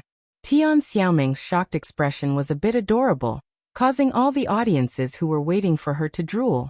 Countless comments were made in the comment section due to her expression. Without exception, all of them said that Tian Xiaoming was adorable. Tian Xiaoming rubbed her eyes. Just as she was about to speak, she suddenly found that the number of her fans had changed again. It was more than 761,000 just now, but in just half a minute, the number of her fans had skyrocketed to 770,000. I'm scared. Tian Xiaoming calmed herself down and spoke with a moved expression. Immediately after, she pointed the camera at the entrance of the Blue Star Welfare House and deliberately paused on the plaque at the entrance for a few seconds. Then she pointed it at herself and said, "Mengming's fans, whether you are Mengming's hardcore fans or new fans who just came for the first time, Mengming wants to tell everyone that today's live broadcast is here. It's a children's welfare house in the suburbs of Star City. Divine Dr. Tan Xiu told me about this place. Otherwise, I wouldn't have known that there's such a dilapidated and old children's welfare house in Star City. Now everyone, please follow Mengming's footsteps and go inside to see Tan Xiu and the children of this welfare house." After saying that, Tian Xiaoming tried her best to capture the surrounding environment with the camera lens and kept walking inside. She stopped in front of the small building for a few seconds and then walked toward the fourth door on the east side. When she opened the door and saw the situation inside, her footsteps suddenly came to a halt. "Hello everyone. I'm Tian Xiaoming."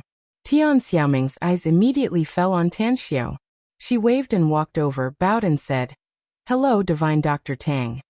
Tan Xiu, who was giving steamed buns to the children at the moment, let out a faint smile when he heard her voice.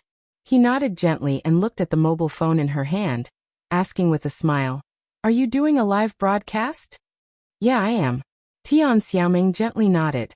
Tan Xiu then smiled at the camera and said, "Hello everyone. I'm Tan Xiu. Originally, I didn't expect that I would take the initiative to contact Tian Xiaoming today. But after the last conversation, as well as the help she provided to the Star City Chinese Medical Hospital after her live broadcast, the idea of looking for her sprouted in my mind. I would like to thank Tian Xiaoming for coming. Actually, there's only one reason why I invited her here. He hoped that more people would pay attention to the Blue Star Welfare Institute and care for the children here. At the same time, I hope that everyone can pay attention to not just the Blue Star Welfare Institute. There are many poor children's welfare institutes in our country, and there are even more poor children who need help. My personal ability is limited, so I hope that everyone can show their love, care for them, and help them. Thank you all." Finished. Tan Xiu looked away from the camera, nodded at Tian Xiaoming, and continued to distribute the steamed buns to the children who didn't receive them. Tian Xiaoming looked at Tan Xiu in a daze. Her eyes shifted from Tan Xiu to the dilapidated big room where the children had already started eating. It was a very simple meal. A big pot of stewed cabbage and vermicelli, with some sporadic meat smell inside. Many porcelain bowls with holes were filled with white porridge, with nothing but rice grains. The white steamed buns were exuding steam, yet the children were wolfing them down as if they were eating the most delicious food in the world. Tian Xiaoming's eyes fell on Long Shuiyao next to her, and she asked with difficulty, "Big sister, they only have this one dish?" Long Shuiyao was perfectly aware of Tan Xiu's purpose, and was grateful to Tan Xiao for doing all this. Upon hearing Tian Xiaoming's inquiry, she didn't look at the camera on the mobile phone, but nodded silently and said with a forced smile, "You came at the right time today. The stewed dishes are good because there's meat in them. Usually these children can only eat meat once every 2 or 3 days." Tian Xiaoming was shocked. Her original family conditions were ordinary, but at least in 3 meals a day, there would still be meat in one of the dishes. But these children were still growing, and they could only eat meat once every 2 or 3 days. And this meat, Tian Xiaoming's eyes fell on the dishes. She desperately tried to find a bigger piece of pork, but in the end she was disappointed. Because the biggest piece of pork she found was only the size of 2 thumbs, a thin piece. In the live broadcast room. Now, the number of fans had broken through 810,000. The comments section, which had been constantly rolling, was now silent for a long time. Everyone's eyes followed the camera and looked at the food that the children were wolfing down. Too much attention. Their eyes overflowed with tears, and their hearts were sour. A particularly uncomfortable feeling of oppression made them not know what to say. It was not just the food. They also clearly saw the clothes worn by the children. They were tattered cotton-padded jackets, and many of them were patched. One of the little boy's shoulders had cotton wadding exposed. However, what made them the most uncomfortable was that these children, the oldest of whom looked to be in their teens, and the youngest was placed in a small cart at the side. Their thin little faces were obviously frostbitten, and some of the children even had frostbites on the back of their hands, and there were even traces of blood. Tian Xiaoming was silent for a long time. When Tan Xiao came back to her, she said to the camera, "Mengming's fans, Mengming really wants to cry. But I'm afraid that crying in front of these children will be very shameful. They are so pitiful. Mengming's heart is aching." A few seconds later, the comments section in the live broadcast room began to roll crazily. Countless people expressed their feelings and looked forward to doing something. Even the live broadcast screen was full of all kinds of gifts that almost blocked Tian Xiaoming's appearance. Tian Xiaoming raised her head and slowly waited for the tears in her eyes to fade. Then she lowered her head and seriously said, "From today until 12 o'clock on New Year's Eve, all the gifts and money that Mengming's fans have received will be donated to the Blue Star Welfare House. Mengming will also fork out 100,000 yuan of her own money, hoping to buy more clothes and meat for these children. Mengming hopes these children can have a warm and happy new year." The imperial capital. In an office building where the Star Live broadcast platform was set up. At this moment, the chairman Wei Qing was watching Tian Xiaoming's live broadcast room. His face was a bit pale, and his slightly chubby body was also trembling. In his eyes, sparkling and translucent tears glistened. Pa. A cigarette was lit. Wei Qing looked up at the ceiling, trying not to let the tears in his eyes flow down. The children in the Blue Star Welfare House evoked his memories of the past. He was also an orphan. From the age of 5 to 12, he lived in an orphanage in a small city in the northwest. The harsh living conditions back then, and the desire to eat a meal of meat back then, made his eyes very, very red. He was adopted by his adoptive parents. From the time he graduated from college at the age of 22, he never returned to that small city or the orphanage. It was only after he graduated from college at the age of 22 and received his first month's salary that he mailed half of it to the orphanage where he lived. In the following years he also sent some money, but after the orphanage's director passed away due to illness, he never sent any money again. If it weren't for today's live broadcast, he would have forgotten the orphanage where he once lived and the difficult living conditions there. Go to the live broadcast room. Wei Qing suddenly got up and strode to the live broadcast room. Seeing more than a dozen staff members busy inside, he immediately said in a deep voice, "Switch to Tian Xiaoming's live broadcast room. I want to speak in person." The staff members looked at each other in dismay, but they still carried out Wei Qing's order. At the Blue Star Welfare House, Tian Xiaoming looked at the continuous gifts in the live broadcast room and felt very warm inside. This act of spreading positive energy made her feel proud and prideful. She was grateful to Tan Xiao. Regardless of the number of her fans, which had exceeded 1 million at the moment, just these gifts alone made her feel touched. Tian Xiaoming's expression suddenly moved. She saw that her live broadcast window was divided into two halves, and a slightly chubby face appeared in the other half. Meng, I'm sorry to disturb your live broadcast. I'm Wei Qing, the chairman of the Star Live Entertainment Culture Company. Wei Qing's attitude was very kind, and there was an inexplicable emotion on his face. Tian Xiaoming was stunned. Her live broadcast platform was the Star Live Entertainment Culture Company. In other words, this middle-aged man who suddenly appeared was her big boss? Hello. Tian Xiaoming stammered. Wei Qing nodded and said, I've been watching this live broadcast of yours. To be honest, this is the live broadcast that touched me the most since the establishment of the Star Live broadcast. I'm very grateful to you because you let me see my past self. The time that I almost forgot has come back to me again. Actually, I'm also an orphan who grew up in an orphanage. I still remember. Wei Qing's narration was very slow, but very clear.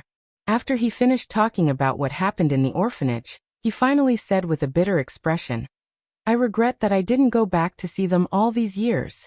Although the dean who took care of me has passed away, there are still so many aunts and uncles who took care of me, as well as my brothers and sisters who grew up with me in the orphanage. Today, I suddenly realized that I'm really heartless. I've become rich and powerful, but I've forgotten about them. I don't want to apologize. I just want to make it up to them. Meng, please thank Divine Dr. Tang for me. I'll immediately return to that small town after saying these words. I'll go back to the orphanage that I don't know whether it still exists or not. I want to use my actions to make up for my mistakes. I want the other children to no longer be like me, living a life where they don't have enough to eat and warm clothes to wear. Tan Xiao quietly stood next to Tian Xiaoming, watching Wei Qing's appearance in the live broadcast room, and listening to his heartfelt words. An inexplicable emotion surged inside his heart. It was very warm.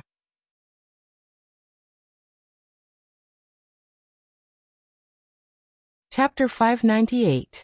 At 2 o'clock in the afternoon, Tan Xiao, Long Shuiyao, and Tian Xiaoming left the Blue Star Welfare House. They had done enough today. How many people would pay attention to the Blue Star Welfare House? And what kind of changes it would bring were unknown to the trio. Tan Xiao had transferred 2 million yuan to the Welfare House's public account through a bank transfer. Even the 100,000 yuan promised by Tian Xiaoming was also transferred to the Welfare House's public account. I'll treat you to lunch. Tan Xiao didn't let Long Shuiyao drive this time. He personally drove the car and drove with the two women on the road. Tan Xiao, I must treat you to lunch today. Long Shuiyao shook her head. If you don't agree, I'd rather not have lunch today. Why? Tan Xiao was confused.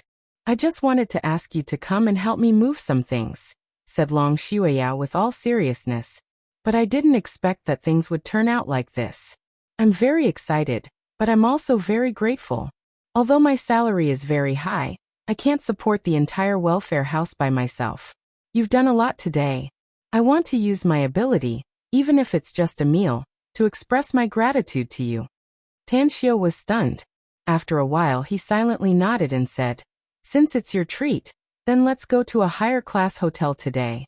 I'll choose the place. Is there any problem? Long Shuiyao smiled and gently shook her head. It was unknown when Tian Xiaoming, who was sitting in the back row, had turned on the live broadcast room. The dialogue between Tan Xiao and Long Shuiyao was all broadcasted by her. In the live broadcast room, a lot of fans who had dispersed began to come back one after another. Many fans even wanted to know how luxurious the higher-class hotel Tan Xiao mentioned would be. Of course, there were also many people talking in the comment section, asking if Tan Xiao was just putting on a show. After all, they had just finished the live broadcast of the welfare house, and now they wanted to eat and drink to their heart's content. Kofu spicy hot pot.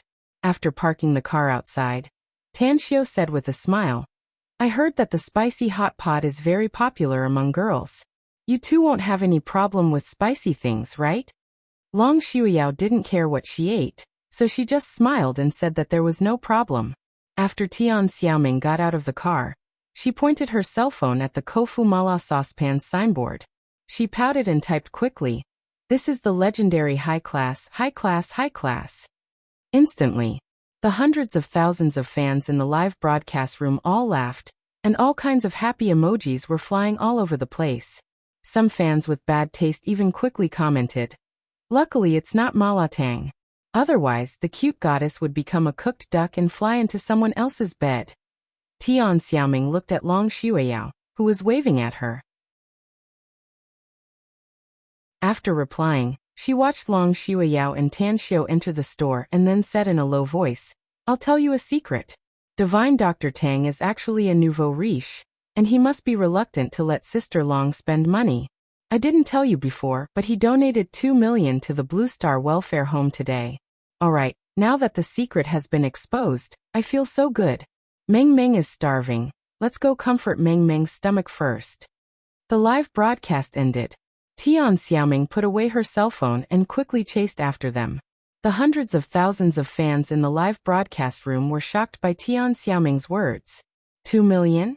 Although they had time to waste time in the live broadcast room, and most of them had good living conditions, 2 million was still a very large number in their eyes. Divine Dr. Tang. He just donated it like that? For a time, the fans in the live broadcast room were full of praise for Tan Xiu. Lunch ended. Tan Xiu didn't leave with Long Shuiyao, but Long Shuiyao sent Tian Xiaoming home. Taking advantage of the free time in the afternoon, Tan Xiu went to his family's restaurant. There weren't many guests because it wasn't mealtime. Tan Xiu wandered around and found out that his mother didn't come today. After calling to inquire, he learned that his parents had rushed to the imperial capital early this morning. Tan Xiu wanted to ask them why they suddenly went to the imperial capital, but his mother, Su Lingyun, unexpectedly didn't say anything for a long time. "Forget it. I'll go find Long Zhengyu." Tan Xiu left the restaurant and called Long Zhengyu. He learned that he was on the way to the Long's dining hall. Therefore, Tan Xiu also directly rushed there. This time, when he arrived at the Long's dining hall, he wasn't stopped by the security guards because they had recognized Tan Xiu. There were even 2 security guards who looked at Tan Xiu with some fear in their eyes. As he entered the hall inside, the melodious piano music entered his ears. While walking toward the elevator, Tang Xiu quickly glanced at the direction of the piano. He was stunned for a moment, and his footsteps instantly halted. It was because the girl playing the piano turned out to be Andy. Why is she here? Tan Xiu pondered for a moment before he turned around and walked toward Andy. However, he didn't disturb Andy. After coming near her, he gently leaned on the corner and quietly watched her play the piano. 5 or 6 minutes later, when the last note of the piano fell, Tan Xiu applauded and said with a smile, "Well played." Andy turned her head. When she saw Tan Xiu, a happy expression immediately appeared on her face. She quickly got up from the chair and ran to Tan Xiu's front, saying with a happy expression, "Boss, why are you here? I also want to ask you, how did you come here?" Tan Xiu asked with a smile. "Why are you playing the piano in the hall?" Andy giggled and said, "Our company's finance department is going to have dinner here tonight, so I came out in advance to book a room. After seeing the piano, my interest was piqued and I wanted to play a song. Are you also here to book a room, boss? Do you want me to book a room for you?" "No need. I have an appointment with a friend," Tan Xiu said with a smile. "Are you going to have dinner here tonight, boss?" Andy giggled. "Would you like to join our company's finance department for dinner?" Tan Xiu thought for a while and said, "Let's talk about it tonight. I'll go there if I have plenty of time in the evening. But if I have something urgent, then forget it." Andy nodded with a smile. "I'll be very happy if you can come, boss." "Ah, that's right. You've become popular again this year. The whole internet is now reporting about you." "I've become popular again?" Tan Xiu was dumbfounded. He looked at Andy and asked with a puzzled expression, "What's the reason?" "It's because of your work in the Blue Star Welfare House," Andy said with a smile. "Now the whole internet is saying that you're a real philanthropist, a kind-hearted person. Especially that Goddess Ming Ming secretly told everyone that you donated 2 million yuan to the Blue Star Welfare House today. Everyone is praising you." Cough cough. Tan Xiu coughed a few times with a helpless expression on his handsome face. He had never thought about this before. He was just thinking about how to make the Blue Star Welfare House receive more attention from the public, so that he could help those children in the future and make their lives better. Who would have thought that even the matter of him donating money would be revealed by Tian Xiaoming? He was not afraid of anything now, but he was afraid of becoming famous. Earth and the immortal world were different. Even if one was famous in the immortal world, others would only be in awe and fear, and no one would dare to provoke them. But Earth was different. Once he became famous here, he would be like a big star. Paparazzi would come and take photos of him, and countless fans would surround him. Even some people with status and background would look at him with strange eyes. This situation was completely different from his original intention. He just wanted to live a quiet life, immerse himself in making a fortune, and obtain a lot of cultivation resources to help him go further and faster on the path of cultivation. At the same time, he could also accompany his parents and his relatives, enjoying the warmth of family affection. Forget it. I'll keep a low profile for now. No matter what kind of trend it is, it can't stand the erosion of time. Maybe there won't be many people who will remember this matter when school starts next year. Tan Xiao comforted himself. Andy knew that Tan Xiao had an appointment with a friend, so she didn't pester him. With a bit of excitement after seeing Tan Xiao, she went to the hotel's manager to book a room and chatted with the manager's good sister. In the presidential suite, after Tan Xiao pushed the door and entered, he saw Long Jingyu hugging a girl and chatting. Although there was incense in the room, it was still shrouded by the smell of smoke. Long Jingyu patted the girl's shoulder and said, "It's just a little beauty I happened to meet. Go. If I have nothing to do tonight, I'll find you and have a heart-to-heart talk." "All right." The girl quickly glanced at Tan Xiao, and a blush appeared on her beautiful face. She then stood up obediently and lowered her head, brushing past Tan Xiao and quickly leaving the room. Tan Xiao shook his head and forced a smile. "How come I never found out that you're actually a prodigal son in love before? Didn't I hear that you have a serious girlfriend? Where's she now?" Long Jingyu rolled his eyes and listlessly nestled on the sofa, saying, "Can we still be friends? You're really touching my sore spot." They broke up. That girl was ambitious and ambitious. She wanted to rely on her own hands to make a career for herself. So she went abroad. Tan Xiao came to sit opposite him and said with a strange expression, "She broke up with you because of her so-called struggle?" "Pa." Long Jingyu grabbed a lighter and a cigarette. He lit one up and took a deep puff, and then helplessly said, "Can we change the topic? Else I'll really vomit blood." Tan Xiao was surprised and said, "I originally wanted to change the topic, but your last sentence really aroused my curiosity. Tell me we're all brothers. Since we've already broken up, what's the point of hiding it?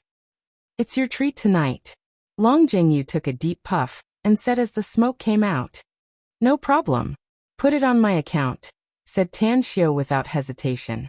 Long Jingyu forced a smile and said, "As a matter of fact, I was dumped by that girl. She's the first woman to dump me in my life. Do you know the reason why she wanted to break up with me? Distant water can't quench present thirst. Fuck her, I'm not thirsty but she."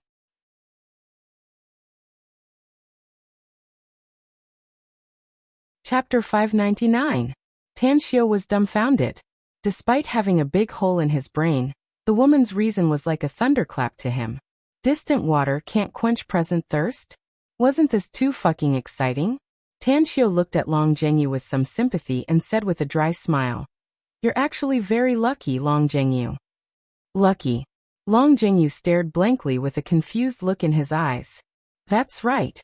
I said you're very lucky," Tan Xiao said with a straight face. "Why? Because that woman is obviously an old driver.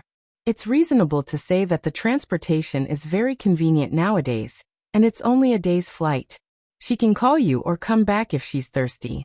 But she doesn't think so. Maybe she wants to be a bride every night, but you can't satisfy her. Rather than saying goodbye to you now, it's better than being cuckolded countless times after you get married, isn't it? Although it's winter now, you can keep warm no matter what color the hat is." "Get lost." Long Jingyu was amused by Tan Xiao's words. Tan Xiao grabbed a cigarette and put it on the corner of his mouth. He lit it up and took a few puffs, then smilingly said, "There are millions of beauties in the world. How can a dignified man give up the whole forest just for a tree? There's a saying that if the old doesn't go, the new won't come. For example, that little beauty just now is very good." Long Jingyu gave Tan Xiu a contemptuous look and snorted, "Don't make it sound so beautiful. I think you're just a giant in words, but a dwarf in action. I heard that you and the first beauty in the imperial capital, Mu Weining, are in love. What about Ouyang Lulu? What about Kongxia? There are several other beauties I know. What about them?" Tan Xiu was speechless. He didn't expect that Long Jingyu would change the topic to fall on his head. He recalled what he just said and recalled the problems he had with so many women, and suddenly felt a headache. Long Jingyu looked at Tan Xiu's deflated appearance and suddenly burst into laughter. See? You have the physique of a tiger, but you have the guts of a cat." Tan Xiu angrily said, "Tell me, is it that blabbermouth Bai Tao? Or was it Chu Yi, that fellow who couldn't keep the door shut? If I find out, I'll have to sew them up from top to bottom." "Ha ha ha." Long Jingyu laughed even more happily. After a while he said with a smile, "I heard that the Long's dining hall recently has a chef who can cook the Manchu Han imperial feast. Many people came because of the fame, but they were not willing to make a move. Unless it was a guest of the presidential suite, they would only show a few moves. That's a promise. Tonight is your treat. Please your grandpa." Tan Xiu cursed in his heart, but he nodded bitterly.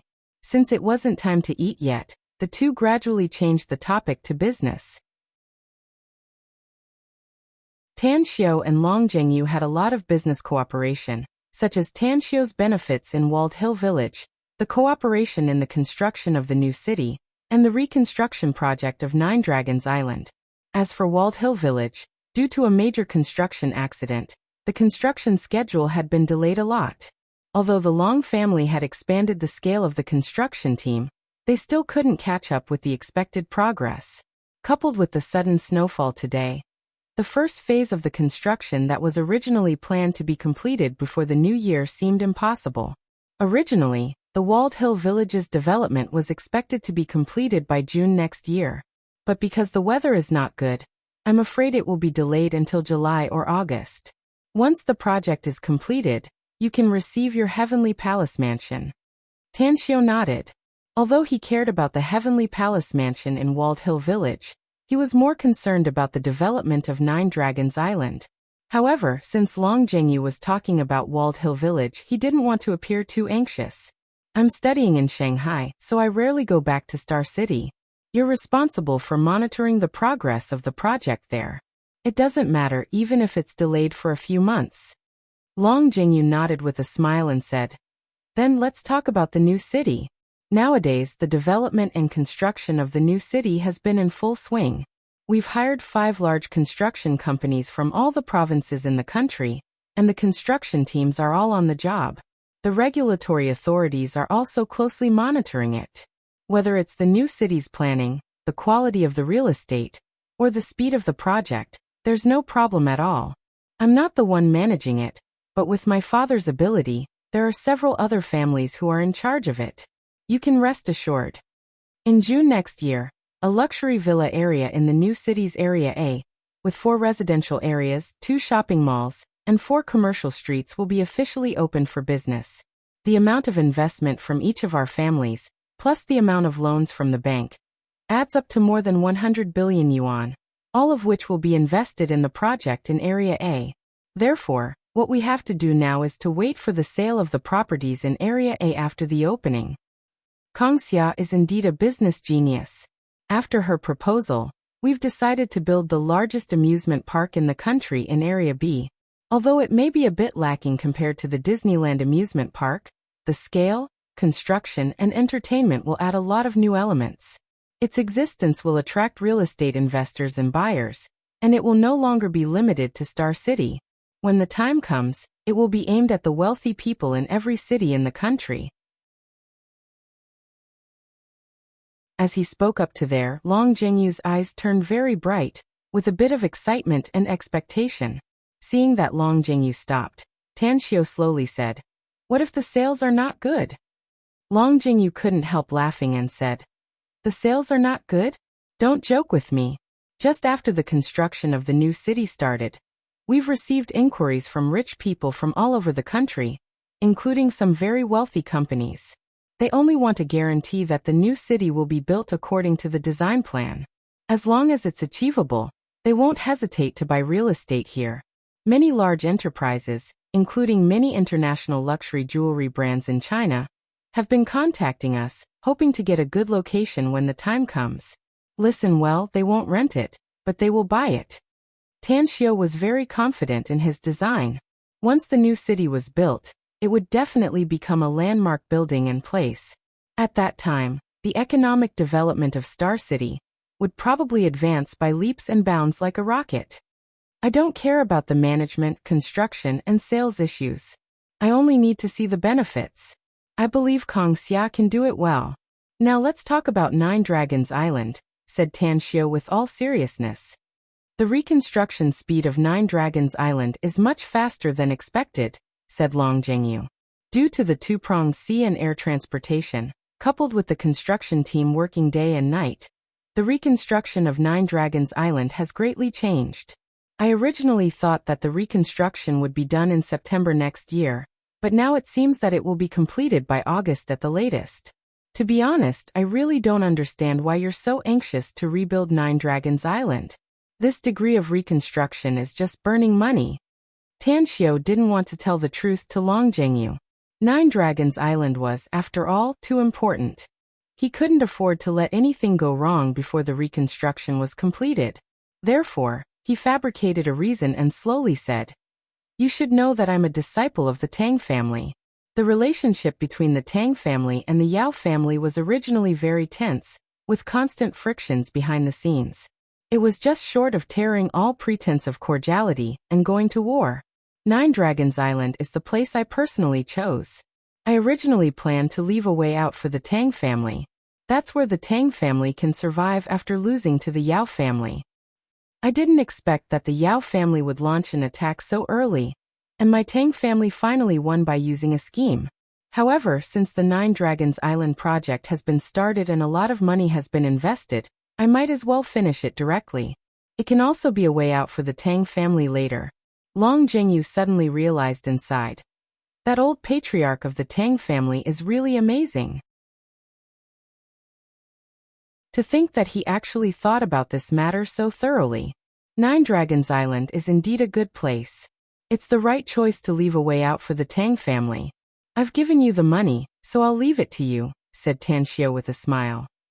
What kind of land my Tang family will have in the future depends on you. Clan land. Didn't the Tang family win? Asked Long Zhengyu confused. Why do you still need to place your clan land there?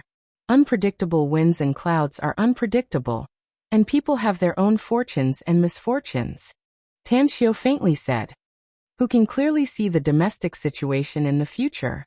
Besides, there's no such thing as an ever-victorious general in this world. You can win for a while, but it's impossible to win forever. In case the Tang family encounters a crisis in the future, it's not impossible to have Nine Dragons Island as our clan land after our defeat. Long Zhengyu gave a thumbs up and praised. Elder Tang, I really admire you more and more. Tan Xiu couldn't help but laugh. It was all an excuse he made up. Nine Dragons Island would be his base camp in the future.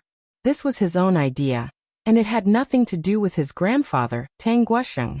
However, since Long Zhengyu was willing to misunderstand, then he might as well let him. Ding dong. The doorbell rang. Tan Xiu and Long Zhengyu exchanged glances and immediately asked, "Did you invite someone else tonight?" "No." Long Zhengyu shook his head.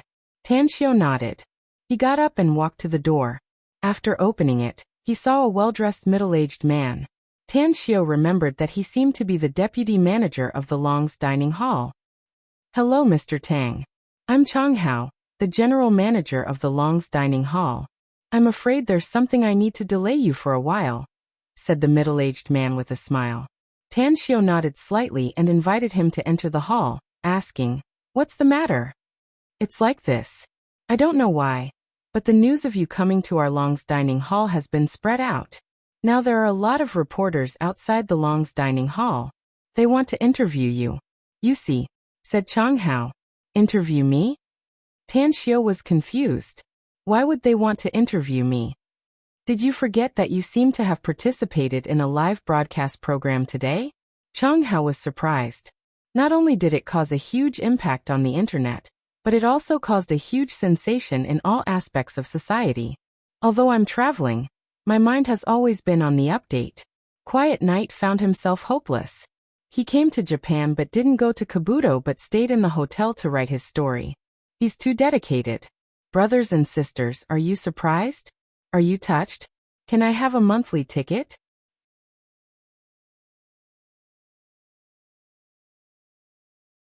Chapter 600.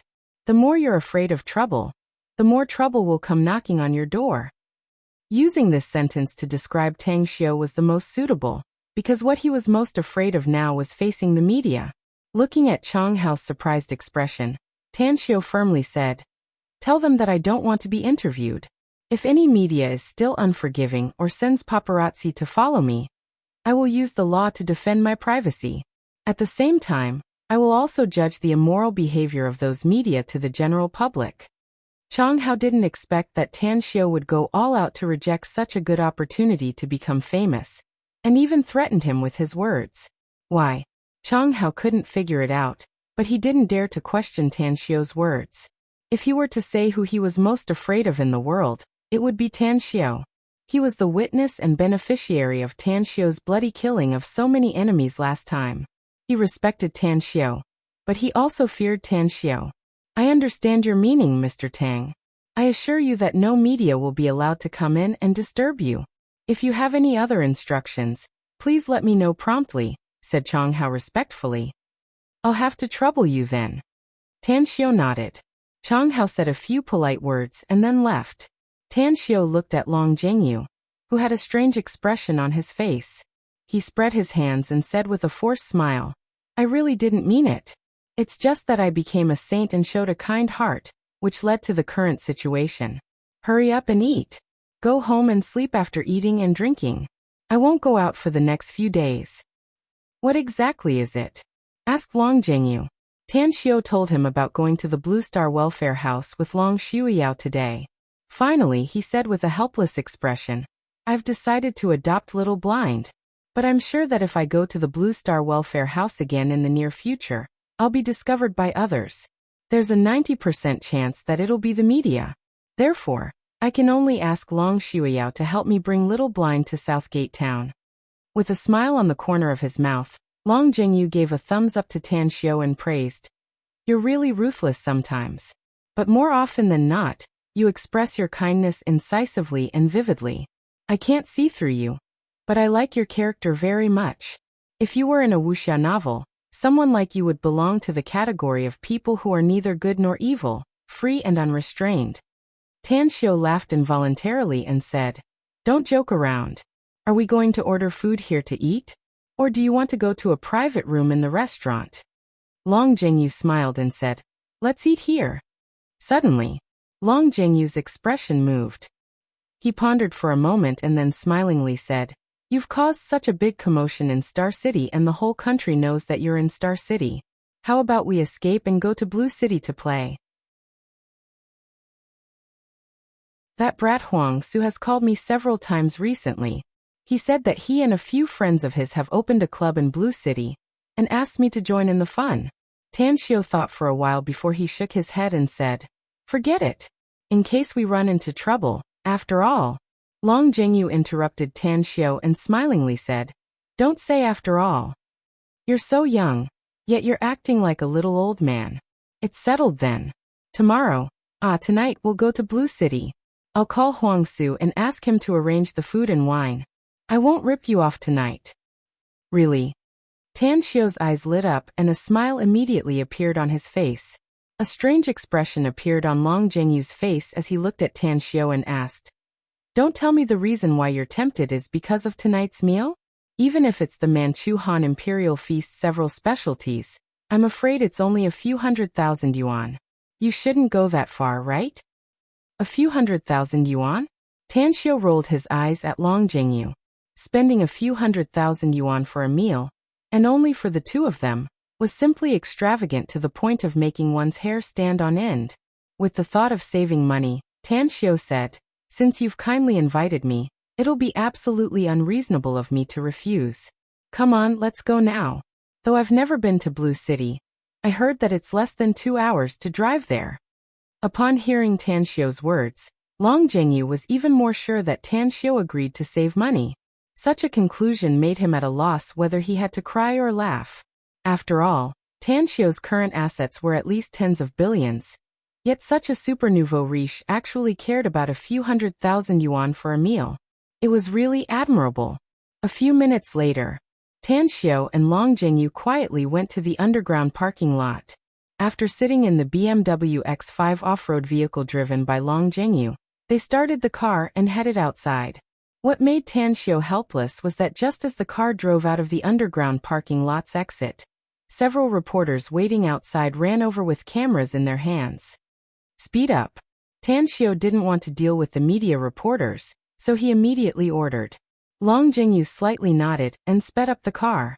Before the reporters could surround them, they had already entered the main road and merged into the traffic flow on the highway. Light snow was still falling from the sky. Although the road was cleaned, it was still not easy to drive on. After entering the highway, the two were somewhat helpless since the road was very slippery since the car didn't have anti-skid chains, so they could only drive slowly. The journey, which should have taken less than 2 hours, took them more than 3 hours to reach Blue City. That's strange. What the hell is Huangsu doing? His phone hasn't been answered yet.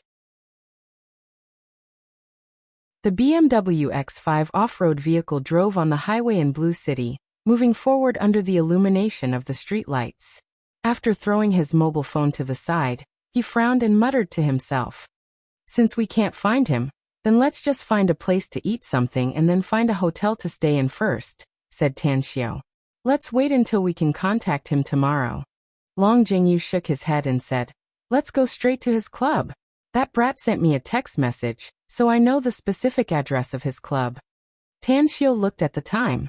It was nearly 9 o'clock, the most bustling time for those clubs, so he nodded and no longer spoke. Clear Lake Club. It was an extremely high-class club in Blue City. Although it wasn't a private club, those who could come here were all rich people. The few of them could casually have some fun here, and it was impossible for them to come down without spending tens of thousands of yuan. Furthermore, the most important thing was that the Clear Lake Club had just opened for more than a month. It was opened by several famous young masters in Blue City, and had a very strong protection, so there was an endless stream of guests who were willing to spend the night here. When the car arrived at the entrance of the Clear Lake Club, it was stopped by the security guards and registered before it was allowed to enter. Further, according to the signs inside, it quickly stopped in front of a 5-story, crescent-shaped building that was more than 100 meters long. After bypassing the fountain and stopping at the entrance, Long Zhengyu got off and threw the car key to the waiter, asking, "Is Huangsu here?" The waiter obviously knew who Huangsu was. He looked at Long Zhengyu and Tan Xiu suspiciously, and found that both of them were unfamiliar faces. Then he immediately said, "I'm sorry, I don't know." Long Zhengyu casually asked.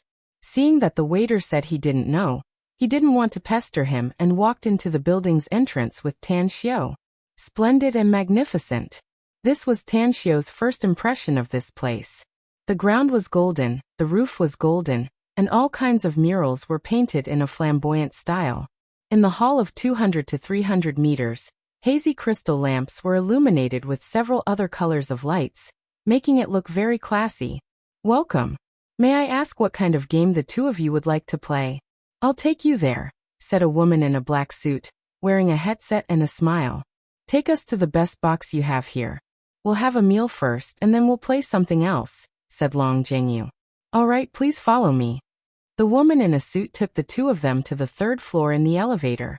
After passing through 2 corridors, they finally stopped in front of a box. After pushing the box's door, she made a gesture to invite them inside and said, "Two sirs, this is the best box in our club." Long Zhengyu walked in a few steps and looked inside. Then he immediately sneered and said, "I want to ask you something. Are you trying to bully your guests? Or do you think we're from the countryside and have no experience? If this is the best box in your Clear Lake Club, we'll leave immediately. The woman in a suit hesitated for a moment and carefully said, "Two sirs, this is indeed not the best box in our club, but the price-performance ratio is really good. You can enjoy delicious food for only tens of thousands of yuan at most if you dine here. As for the highest grade box, the prices, since we dare to order your best box, it proves that we're not short of money," said Long Jingyu. "Don't dawdle and take us there." The woman in a suit was somewhat indignant. She had good intentions, yet the other party reprimanded her, which made her have a bad impression of Long Jingyu and Tan Xiao. She cursed them inwardly as nouveau riche, and took them to the fourth floor again. "Sir, the fourth floor is the hall with a total of 18 rooms. The number 1 Supreme Hall and the number 2 Soaring Dragon Hall are not open to the public, and there are guests in the number 3 to number 6 rooms. If the two of you agree, you can dine in the number 7 Seacraft Hall." All right. This time, Long Jingyu didn't make things difficult for the woman in a suit, and followed her to the Helen Hall. He looked at the spacious space of hundreds of square meters inside, and the luxurious decoration inside, which was obviously several grades better than the box on the third floor. After Long Jingyu and Tang Xiu took a seat on the sofa, Long Jingyu straightforwardly said, "I didn't eat anything at noon, and I haven't had dinner until now. So tell your chef to hurry up and bring me some of your club's specialties." "Drinks?" The woman in a suit gently nodded with a glint in her eyes. "Do you have God's nectar here?" asked Long Jingyu. The woman in a suit stared blankly for a moment before shaking her head and saying, "Sorry, we don't have it here." In fact, the Clear Lake Club did provide God's nectar, but due to the scarcity of it, it was impossible to sell it to the guests unless the several bosses asked for it. Of course, there were also exceptions, such as those who could sit in the number 1 Supreme Hall, or the number 2 Soaring Dragon Hall. Thank you for your enthusiastic support, brothers and sisters. Today's first chapter is presented to you. Please give us your recommendation votes and monthly votes. If the monthly votes are in the top 90, we'll continue with the third chapter today.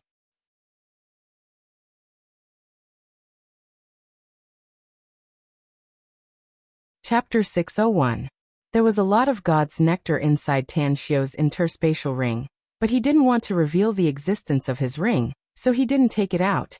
Long Jingyu, however, frowned and said, "Since there's no God's nectar, then there's no need to take it. There's something I need you to do." A displeased expression flashed in the suited woman's eyes, but she still endured it and said, "Please speak." "Call your manager. I have something to ask him," said Long Jingyu. The suited woman stared blankly for a moment before she directly pressed the button on the headset and called, "Manager Li, I'm Hu Wenwen, the supervisor of the 4023 dining hall. There's a guest in the Seacraft Hall looking for you. He said he has something to ask you." 2 minutes. A deep and low voice came from the headset. Shortly after, the Seacraft Hall's door was pushed open. A smile appeared on Manager Li's face as his eyes glanced at Long Jingyu and Tan Xiu. He faintly felt that Tan Xiu was somewhat familiar, but he couldn't remember where he had seen him for a while. "Hello, two guests. I'm Li Chunlei, the Clear Lake Club's dining hall manager. May I know what questions the two of you have? You should be able to contact Huang Su given your level," said Long Jingyu. "Please contact him, and tell him that a friend surnamed Long from Star City has come." Li Chunlei hesitated for a moment before he nodded and said, "Please wait for a moment, Mr. Long. I'll immediately contact our boss for you." After saying that, he went straight out of the hall. A few minutes later, however, he returned to the hall again with a forced smile on his square face and said, "I'm really sorry, but I can't get through to our boss's phone. 2 hours ago, our boss was here, but I asked around and found out that he had already left in a hurry." "Forget it since he's not here," said Long Jingyu. "Go ahead and busy yourselves. Tell the kitchen to cook faster. I'm starving. Please enjoy your meal," Li Chunlei said with a smile, and then left with the suited woman Hu Wenwen.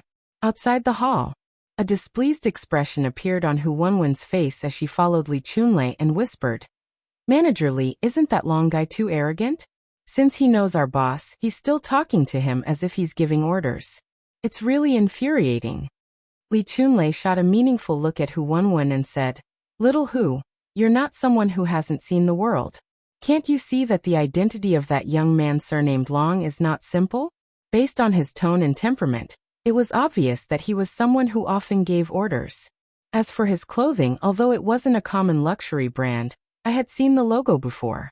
It was a custom-made British apparel, and each piece cost more than 6 figures. As for the other one, when Hu Wenwen heard Li Chunlei's words, a look of surprise appeared on her face. She hesitated for a moment before asking, "What about the other one?" Li Chunlei lowered his voice and said, "I'm afraid the identity of the other one isn't simple either. I think he looks familiar, but I can't remember where I've seen him before." However, as the young man with the surname Long spoke, he glanced at him several times, as if he was very concerned about his existence. "As for that young man's watch, I just observed it. It's from the Farron's brand, an extremely low-key but very expensive brand. It's made in Switzerland and it's a limited edition worldwide. There are a total of 99 pieces, each of which is worth more than 5 million yuan." Hiss. Hu Wenwen sucked in a breath of cold air as a look of shock appeared on her face. "A watch? More than 5 million yuan? I'm absolutely not mistaken." Li Chunlei nodded. "I observed them several times when I was in the Seacraft Hall, so don't think that they're arrogant. Those who can come to our place and dine on the 4th floor are all rich people.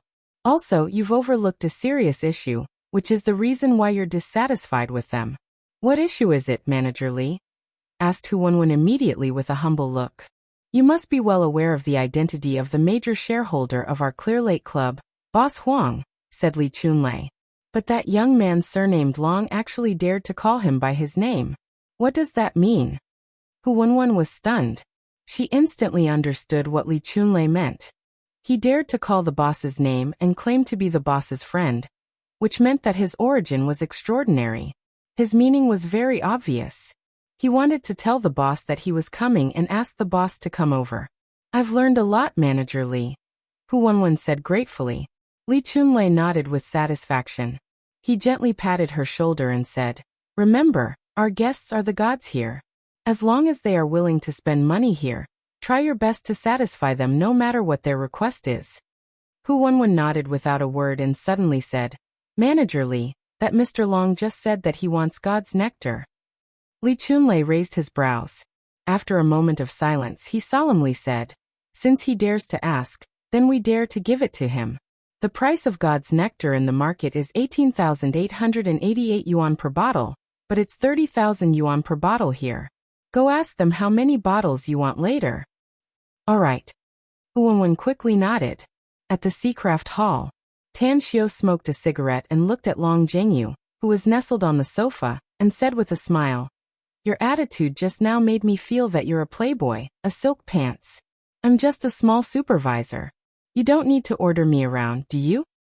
My state of mind is a bit lacking compared to yours." Long Zhengyu lightly smiled and said, "I'm just annoyed that she thinks we don't have money." Tan Xiao said with a smile, "Think about it from another perspective. Maybe she doesn't suspect that we don't have money, but she wants to save money for us.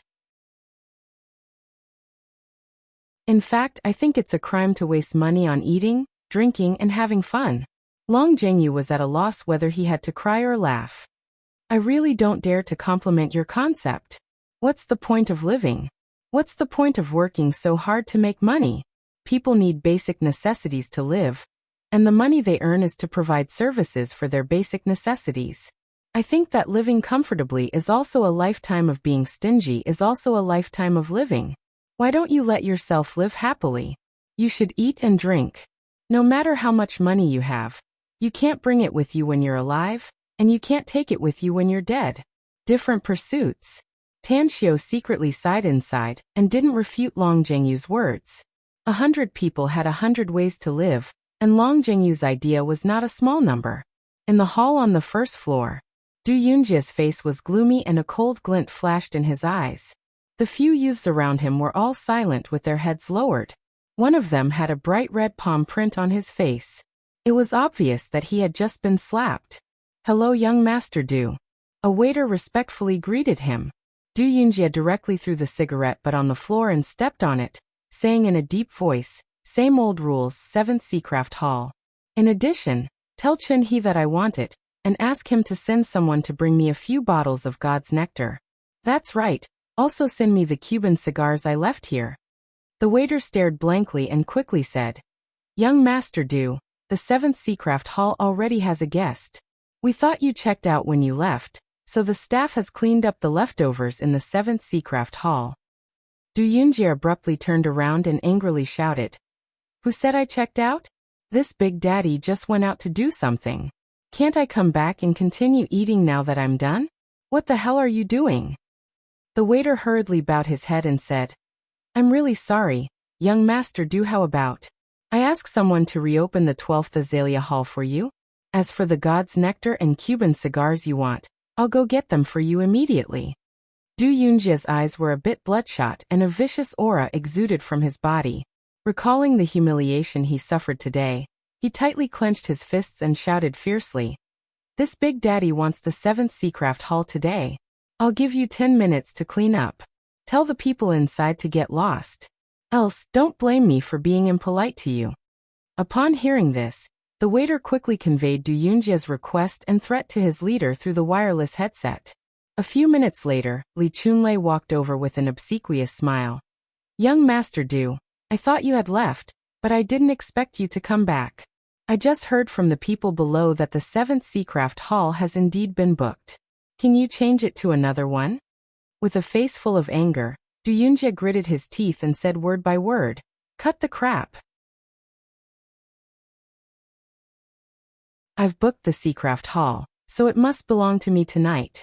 I don't care what method you use, but immediately make the people inside scram. Else the reputation of your Clear Lake Club will become very bad tomorrow." Li Chunlei was silent for a moment.